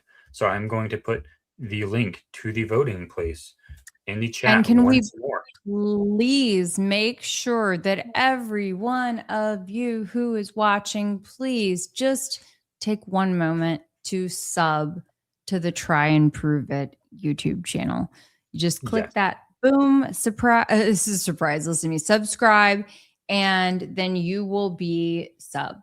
And while you're there, click the notifications, the bell, and make sure that you have it turned on for all. It's worth it. Mm-hmm. Yeah. So what are we at right now? We've been trying to get to 1,000. By the way, my son, Braden, beat us to 1,000. I don't understand what he's doing. He must be buying you stuff. guys. He's probably Let's buying go. stuff. I think he's No, buying. he has not. No, I assure you, he does not have a method. Method means way, whatever. And we We're had at made a bet. 939. We are at 939 Come on, you guys. subscribers. Come on. So, yeah. I mean, most of our audience is coming from our X accounts and from our personal YouTubes. The eclectic journalist says, Kelly, I am like 40 away to 1,000. It is so hard. Yeah. So hard. I mean, both. I mean, my channel is almost at 10,000 subscribers, my personal one, and Kelly's is not far away. But Kelly beat me to 10,000 on X, so that's no fair. But anyways, but she's been working really hard on X, so she earned that. Whew, much to my dismay. Okay, let's get back to. Oh, I'm supposed to move the arrow here. Let me move the arrow. There we go. So,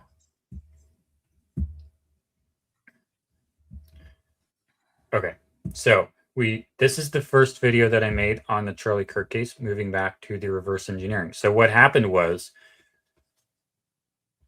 I don't know how I became aware of the 4-hour online course about the squib stuff, but somehow I became aware of it. Kelly thinks that she sent it to me.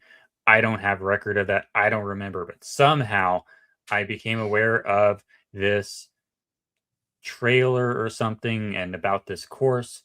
And I took the course, and I can actually show that to you here. I think Stan Winston School of Character Arts. Blood Effects Rig Squib, something like that. Here it is. This online course with Mike McCash. I can't show too much of this because we're going to get banned on YouTube. So I have to be careful with that. Okay. But that was the course. Does it say this is educational only? Oh, wait. Oh, that's that's a photo that people were asking for earlier when I was discussing the Erica and Fam being at the event. Did you pull that up intentionally? It was a notification and I clicked the notification. Oh, cool. Okay. Yeah. I mean, look, I've seen the original. I don't know for sure. In fact, I think that both of these are AI enhanced, frankly, but here, you go for it. Well, I actually called attention to that in my stream the other day. This stream, that post. And I'm pretty sure that's why it was on X. Because I actually said something about that. Let me see if I can find it. I've gone over that a few times, like over, I don't know, months back, but back when I worked, with with some other people. With Blake, that could be her. It's not, but it could. And it just, looked a little different. And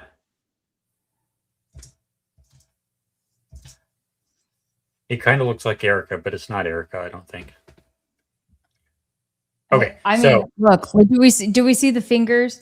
Is she full of rings? That would be the indicator.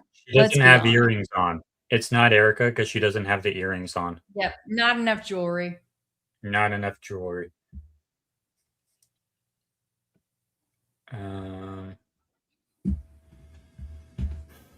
So what happened was I took that course, and when I'm taking that course, what the course is, okay, what is the course? They teach you how to, in Hollywood, make a fake neck wound on someone as if someone sliced your neck open and all this blood comes out. And the really weird thing is they always use a white shirt in these tutorials. The test subject always has a white shirt on because the blood shows up better against white. So that's why they always have a white shirt on. So that's interesting. And also, it's in the exact same spot as Charlie Kirk. So then I realize, okay, so in Hollywood, and it's not just that one tutorial. There is tutorial after tutorial after tutorial showing you how to make the exact same neck wound that we see on Charlie Kirk on 9/10. The exact same neck wound. The same thing, basically. And the way the blood comes out is pretty similar to what we see on Charlie Kirk. And you know how when the blood comes out of Charlie, it's delayed? There's like a brief delay, like several frames where you would expect the blood to start coming out, but it's not coming out yet. And then after like 6 or 8 frames or something, then the blood starts coming out. A lot of people have talked about that. And, you know, John Bray has a theory that's not really properly evidenced medically, in my opinion. It's just speculation. But fake death theory, the way these squibs work, you have to prime the hose. You have to prime the appliance. The first thing that's going to come out of this thing is air. So you have to prime it. It takes a little bit for the blood to come. And one of the key issues with this type of system is it's really hard to control exactly when the fluid is going to start coming out because you have to prime it. There's always going to be a little bit of air at the top that has to come out first. So, maybe the reason there's that delay is because, you know, you have to prime it, and that's just how these squibs work. But anyways, we're not getting into the weeds just yet. But when I watched this course, basically what it is, they have a plastic piece, they have a big pressure pot basically that stores air pressure and pushes on the fluid so the fluid comes out, and you open a valve to make the blood come out, and it comes up a tube on the person's back, and then it goes into this plastic, super thin plastic piece that's taped to where you want the blood to come out. And then you have a prosthetic that goes over the little thin plastic piece, and then you cut the prosthetic, and then you cut the plastic so the blood can come out. And this is called a blood delivery system underneath a prosthetic. That's what they teach in that course. That's how you fake the exact same neck wound that you see on Charlie Kirk. The exact same one. Only it's like a bullet hole instead of just slicing the entire neck. So I think, all right, so I've seen that there is definitely a way to make the exact same neck wound on Charlie Kirk. Like there's no negative mass. It's not like his entire neck was blown off. It's not like it was blown to smithereens. He still has a neck. Everything we see absolutely can be faked, at least in Hollywood. And so what I realize is, and I guess I can make myself bigger here even though Kelly left. What I realize is the way that they always have to pre-cut the prosthetic. When they do this stuff, they have to film a take on the film set. You have to film a take on the film set with the prosthetic not cut, and then you do the whole scene, and then you turn off the camera, and then you cut the prosthetic right where you want the wound to be, and then you do another take with the blood effects. But you have to stop the camera, go up to the actor, cut the prosthetic exactly where it's supposed to be, and then you do another take where the blood actually comes out. But on the day on 9/10, you're not allowed to go up to the actor and cut the prosthetic. Like, so then you say, okay, well, maybe they would use glue, maybe they would use an explosive, maybe they would use like a piece of fishing line or something. Jesus Magi is saying a pneumatic animatronic device was the piercing mechanism. You can think of all these different ways that you might cut it at the time the blood delivery is needed. But then I think about the physical evidence from the scene. What happens? The shirt yanks up to his ear like this.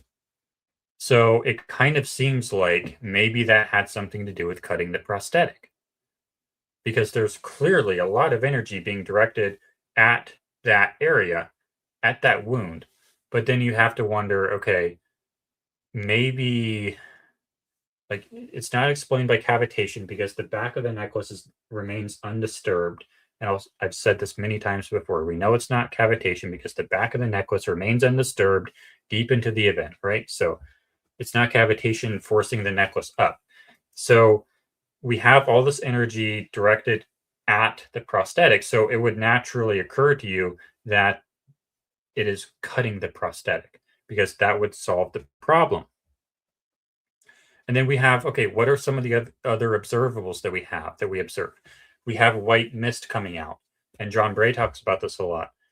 And so then the instructor in that course, and jump in here anytime you want, Kelly.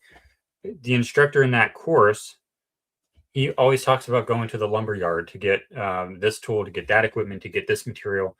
And I think he means Home Depot by that. So I go to Home Depot and I think, okay, what here can I use to cut a prosthetic that would make white mist? And then I remember a plumbing tool, a drain cleaner, a CO2 drain cleaner, where you have two handles on it and you punch down on it really hard to blow out a drain. You should never do that, by the way. Those CO2 drain cleaners with the almost looks like an air pump, never use those. Those are going to blow out your pipes if you're not careful. Even if you are careful, never use those. Always use a snake. Always use like a manual plunger. But anyways, I remember that makes a lot of white gas when you use it, because I'd used it a few times because I was an idiot, didn't know what I was doing.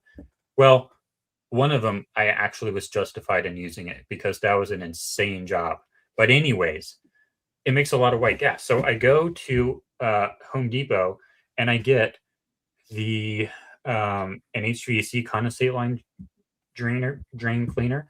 I'm starting to get tired. I'm not talking right anymore. I know. I'm tired too. I know you are. But I filmed this video. And this video is terrible. Like, gosh, you guys. Well, it's because of your teleprompter. It's only supposed to have white text. It's not, Jordan. Okay. Yes, dear. All right. So then I filmed this video. I've taken it off already. Anyway. Well, what happens? Because earlier I was actually able to fix it. Earlier when I did this, it fixed it. Okay. Let's go back to the other thing. Okay, so I filmed this video with the paintball gun to blow. And I sound like I'm like super anxious here. All right, so today we're going to create some very exotic shirt in like this, up like this, out, not a firearm. And when I started off doing this, I thought that this gas was going to be like poisonous to me. And I had like an undershirt on because I thought I was going to get frostbite. And it's like, no. This is just this was the first test I ever did. I had no idea what I was doing. So a prosthetic. I don't know why I need to talk so much in this. Prosthetic. First I'm going. Oh, this is the blood bladder. This is the blood bladder I was talking about right here. so that the blood can come out, the fake blood. I'm going to disable the safety. I do not have a remote trigger set up, so I'm not sure if we're going to go in 3, 2, 1. All right, so that was pretty cool. It looked like, but we're going to go in 3, 2, 1. So that kind of looks like what happened to Charlie, yeah? Yeah. Look, I mean, 3, 2, 1. First try. you're a quick study, Jordan. You're a quick study. Literally zero experience, very first try, and that's what I got. Nope. And you see the white vapor. Oh, the little puff. Okay. Yep. Nope.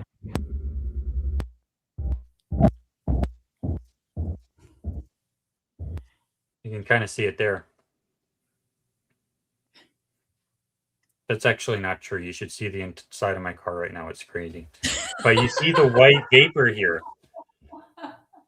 You have no idea how much I had to clean that vehicle when you came to DC, Kelly. I didn't actually have to clean it that much. Oh my gosh. Currently my work vehicle, which is an excuse. But you can see the white vapor here, which is pretty much the exact same white vapor that comes out of Charlie's. Jordan, shirt. I mean, honestly, like that is really solid work. Yeah. And that was the Seriously. first try. That was the first Yeah. try. Just went to Home Depot. Now, of course, the difficult part is, okay, well, I had to figure out what am I going to shoot at the neck? Well, what's available? The necklace is available. I don't want like a paint. Obviously, can't use a paintball. You don't want to use a marble because you're going to either see the splatter of the paintball or you're going to see the marble bounce off. So what's available? Well, the pendant is available. So why don't you shoot the pendant at the neck? I don't know if that's actually going to cut a neck prosthetic. That's the part I haven't quite figured out yet because I don't have access to. Well, I can probably get access to them, but not the kind that I need. I need to start learning how to do the prosthetics myself so I can figure out what would actually cut a prosthetic. That's like the next big step apart from the Texas strip that might be coming up. But anyways, the pendant is available, and if you shoot the pendant into the neck to cut the prosthetic, the pendant is constrained to the necklace, which is constrained to the neck, so it doesn't look like there's a projectile. And I made a whole video that did pretty well that went into that. That says, do I want to go? Oh, this is pretty cool. This is from the tutorial. I don't necessarily think this is what happened necessarily, but in Mike McCash's tutorial, he has a QD fitting, a quick disconnect fitting, right here on this part of the back. And then you look on Charlie's back. What do you see there? In that exact same spot.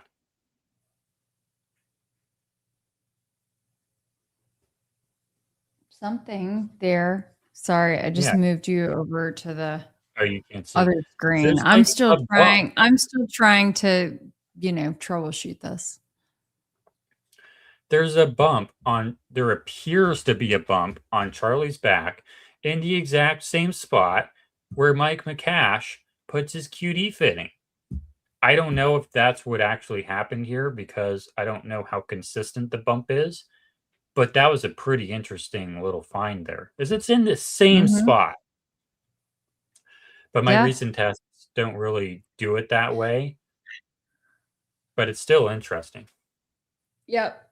Oh, I will also say that I just float this out there a little bit. I did make a run. Oh my gosh, this is so bad, y'all. It's just getting worse by the moment. I don't even know what to, I don't know what to make of this anymore. But We'll I troubleshoot have yeah, y'all forgive me for looking like a frosted ghost. But anyway, yeah, have made a run by David Yurman as well. So oh, you went by that- David Yurman? Mm-hmm. Oh, I thought I wanted to do that with you. Well, we still can. But I was like, I just need to go ahead and like knock it out. So more to come on that. Well, maybe wait. Because, yeah, anyways. Then I did the acting. Oh, you can't see. Then I did the acting performance here. Which is like, okay, well, it looks like Charlie dies. And then we have the TENS unit stuff that maybe we can test when I hopefully come to Texas. Maybe we can test that to help with Jordan, this. we are running out of time, my friend. We've been talking about that since January. I'm about to get a TENS unit for myself. I probably have one in my garage. Next week. It's Well, I you might- know, but I know, but I'm just saying, let's go. with what? Yeah, like we're at the point where we've got to just like make make do with what we can. Yeah. So the TENS unit is going to help with this acting performance, but this is just bear with a little bit of practice.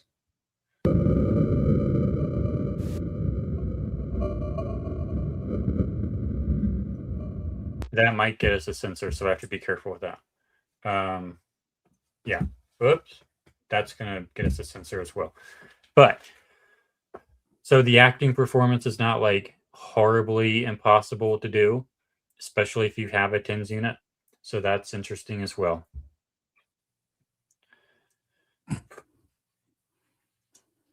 Yeah. Where was I supposed to be here? Where am I supposed to be? I wanted to get off that because, yeah, all right. I wanted to show you, do you have anything to bring up right now, Kelly? While I figure out where I can. No, I'm just about exhausted, and I think we've just hit the 2-hour mark. So, friends, where are we at? Do y'all have anything in particular that you want to talk about? We'll say that, hey, guys, H2327, thank you so much for being a member for a whole month. It feels like you've been around a lot longer than that.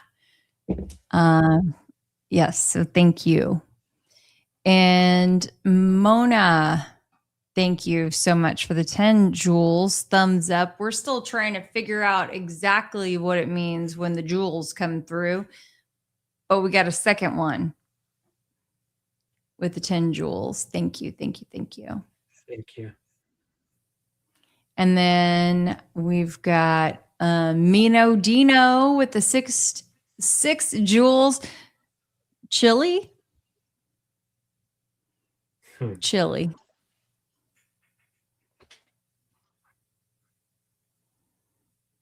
Thank you. You all right over there, Jordan? Oh, man, you look like you're scheming. Nope, just taking a break because I was talking for a while. Oh, okay. Snake Baby says fake death since they were on fake death theory since 1:46 a.m. September 12th. I got text for proof. So they are a loyalist. Well, good to have you here, Snake Baby. You're always so much fun to chat with. Thank you. And I'm sure that you and Braden, and as if you haven't heard enough from me, but you and Braden could probably talk all about that early fake death theory.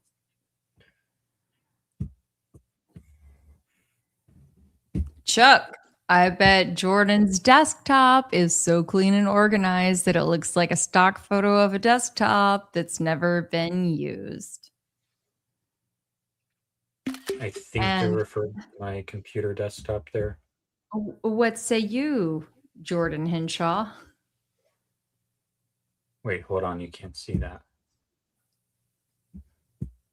This is, I'm going to make it smaller so you can't read it. Everything. But no, this is my desktop. And that's only one of them. So not exactly.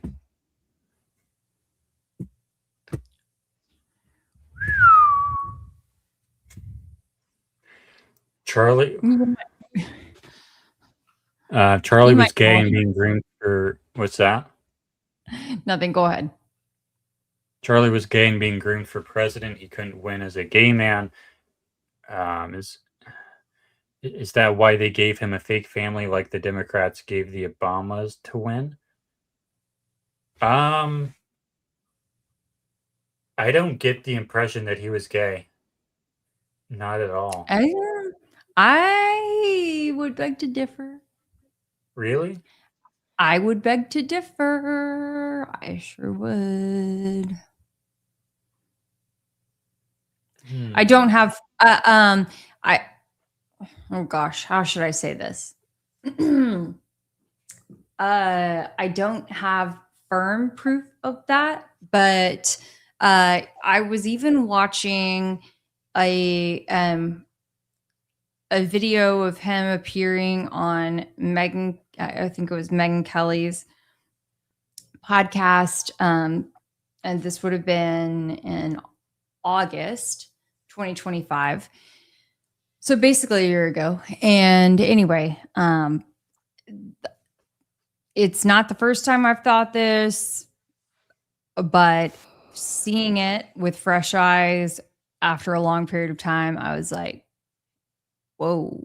And then couple that with there's a lot. I don't want to get too deep into it right now, but we can definitely, figure out if it's appropriate to do a further discussion about that later, but in terms of the TPUSA guys, there's a whole lot of closeted /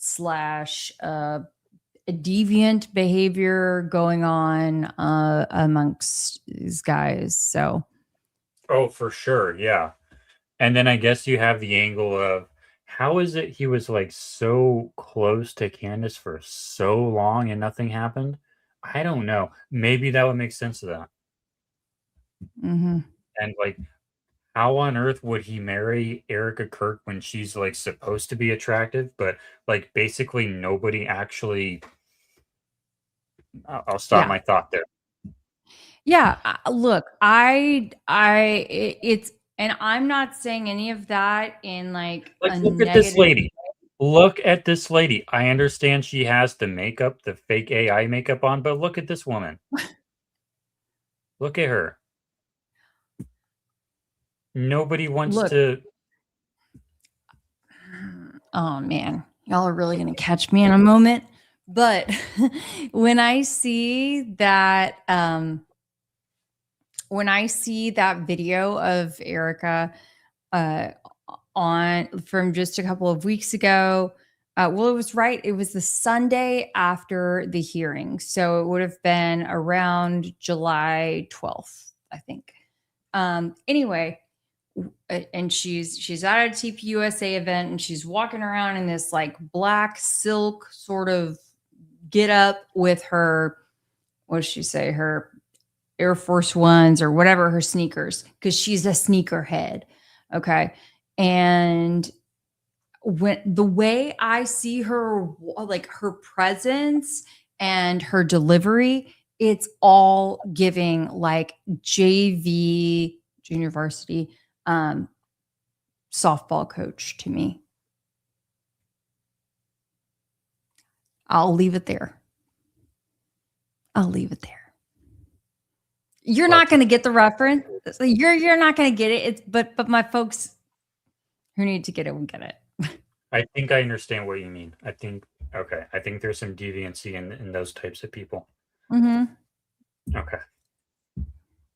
Yeah, these are not normal people. He did order fish fillet. Mm-hmm. Yeah. And that one girl who, Jillian, whatever her name was. These are not normal. We don't need a script. We don't need a script because we literally riff off of the subject matter. Okay. Oh, thank you.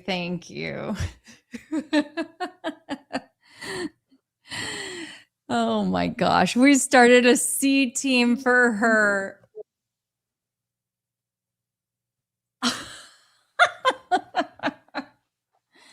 Okay. But yes, you guys, I'm serious. Oh, wow. Okay, I'm not alone in thinking this. Thank you for the confirmation. Shauna, And I'm literally not knocking her. I'm just calling what I see. And it's not only that instance. It's been many. So just letting you know, between the Charlie stuff, between the Erica stuff, whatever. And I think we have to remember that none of us, and if you did know either of them personally before September 10th, would absolutely love to talk to you one-on-one. But I don't think that, any of us, like I have mutual friends with them, a couple of people. I'm sorry. Hey, Kelly. Yeah. I just started checking X. I zoned out and I started paying attention again when he said wanted to talk to you. Uh-huh. Were you talking to me? No, I was talking to our audience. Uh-huh. Someone wanted to talk to who? Sorry. No, I'm speaking to our audience. Okay, they want to speak to the audience. Okay, sorry, go ahead. I'm speaking to our audience. You're speaking to the audience. I'm sorry. Mm-hmm. It's okay. So yeah, if any of you knew either of them in real life, would love to talk to you directly.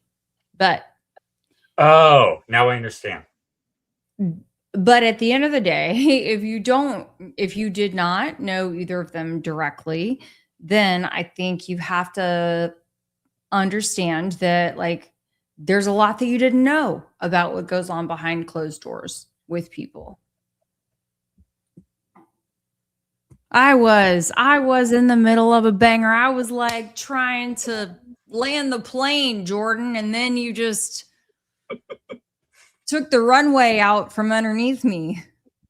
Sorry, but what I was looking at was the what she said lady.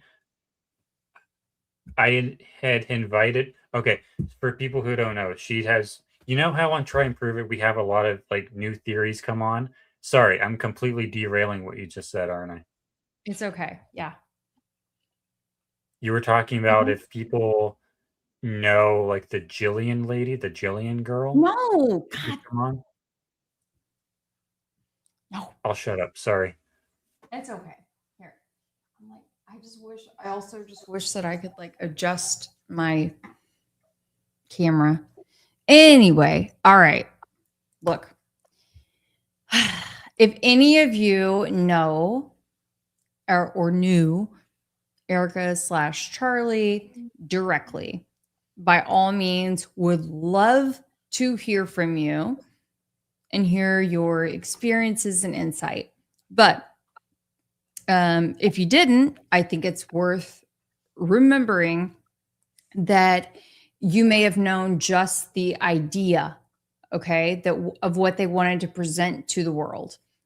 I was also saying that I have a couple of mutual friends between us. I know I can't get back on it, y'all. I was on the path.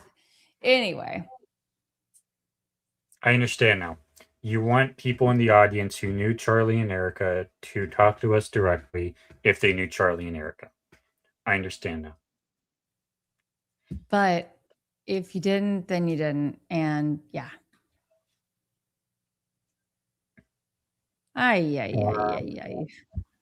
What do you think the chance was he was tased with the squib going off at the same time? It sure looked like that. That's basically what we think happened. Or at least that's our primary theory. Right? Mm-hmm.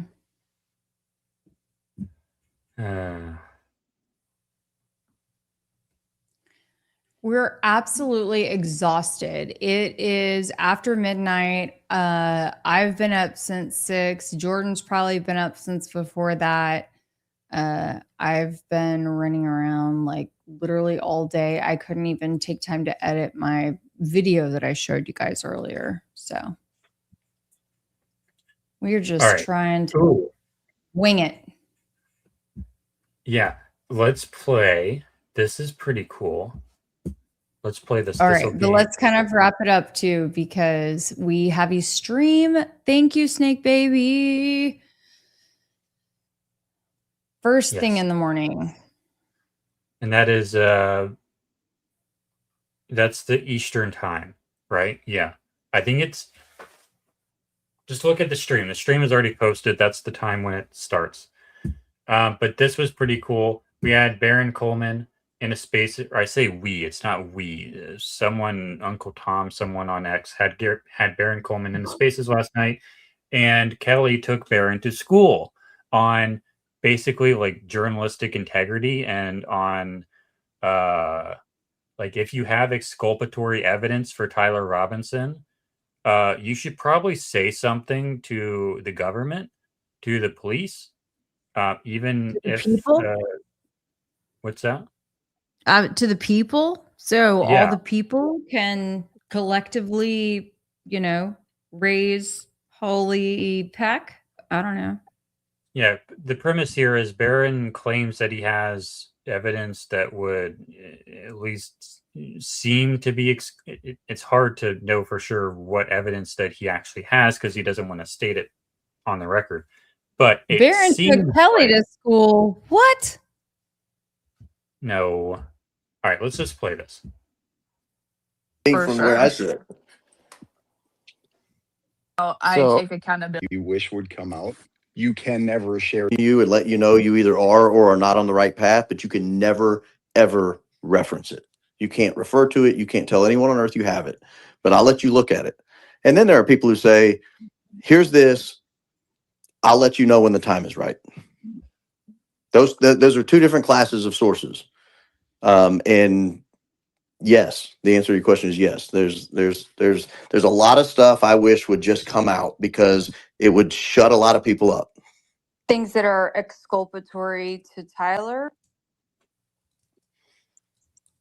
I don't even want to say that. Can you give us a general idea? No, this is my whole point. You're not allowed to talk about it. I'd be remiss if I didn't ask a follow-up. I know, and question, I'd be Barrett. remiss. I'd be dishonest if I'd said any more. I probably, I mean, it's the nature. I mean, I guarantee you, at the New York Post and at the New York Times and the Washington Post and ABC and NBC, they're also sitting on stuff they wish could come out. Not about this case necessarily, but about stories they're working on. But I they mean, were given the information. We've got someone's life on the line, right? And I mean, you yourself had also said recently, I think on the space with you and Diligent, that like, hey, if you've got something, like now is the time. Correct. Put it I agree out. with you. I agree with you. I agree with you. So then, Go back and rewind everything I just said to Bronson for the last 5 minutes. Okay, so that's basically it. Anyways, let's move on. Right? Yeah. That was, Okay. thank you. I didn't know, I wasn't exactly sure how that was going to shake out, Jordan. I was a little nervous, to be honest, because we did not talk about this part. So, Sorry. yeah. No, it's okay. It's okay. I appreciate that because it's legit. I mean, it's a question that I would ask of anyone. Yeah.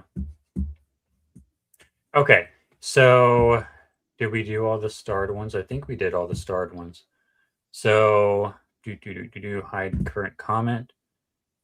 You have any A other lot updates? was, hold on. Wow, a lot was missing on that segment. This is the same person who tried to say that Baron schooled me. I don't think so. Well, that was like a 2-minute segment, so Yeah, so you're welcome to go back and listen to it and feel free to let me know what was missing. Jordan pulled that clip up, but I don't think there was any context missing. So,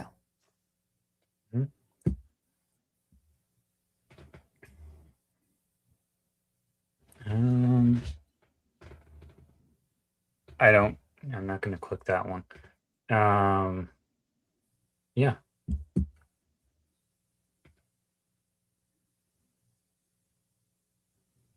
What? All right. Anyways, enough of these comments. So, any other updates you would like to talk about from your side, Kelly? Mhm.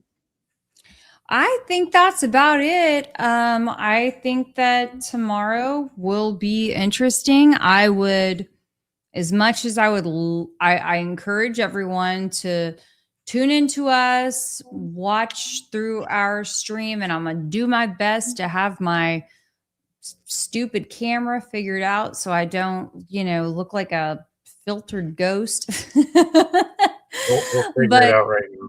we'll figure it out shortly. But I will say that my biggest concern about all of that, I'll just be very, very candid with you all, is that it's going to be some sort of a WWE show that's all about the theatrics and not about the substance. So Yeah. It'll probably be kind of like a presidential debate. Lots of talking past each other, not a lot of substance. Probably Yep, a lot of but- yelling and anger too. we'll see. We'll see. Yeah. I think it'll Fingers be a good crossed. show. Yeah. Yep. And So- you know that we will be ready to bring the receipts to whatever we can, regardless. So that'll just about do it for tonight, everyone. You can join us again tomorrow morning at around 10 a.m. Central or around 11 a.m. Eastern. And that's going to be a great show as well. So good night, everyone. See you later. Good night.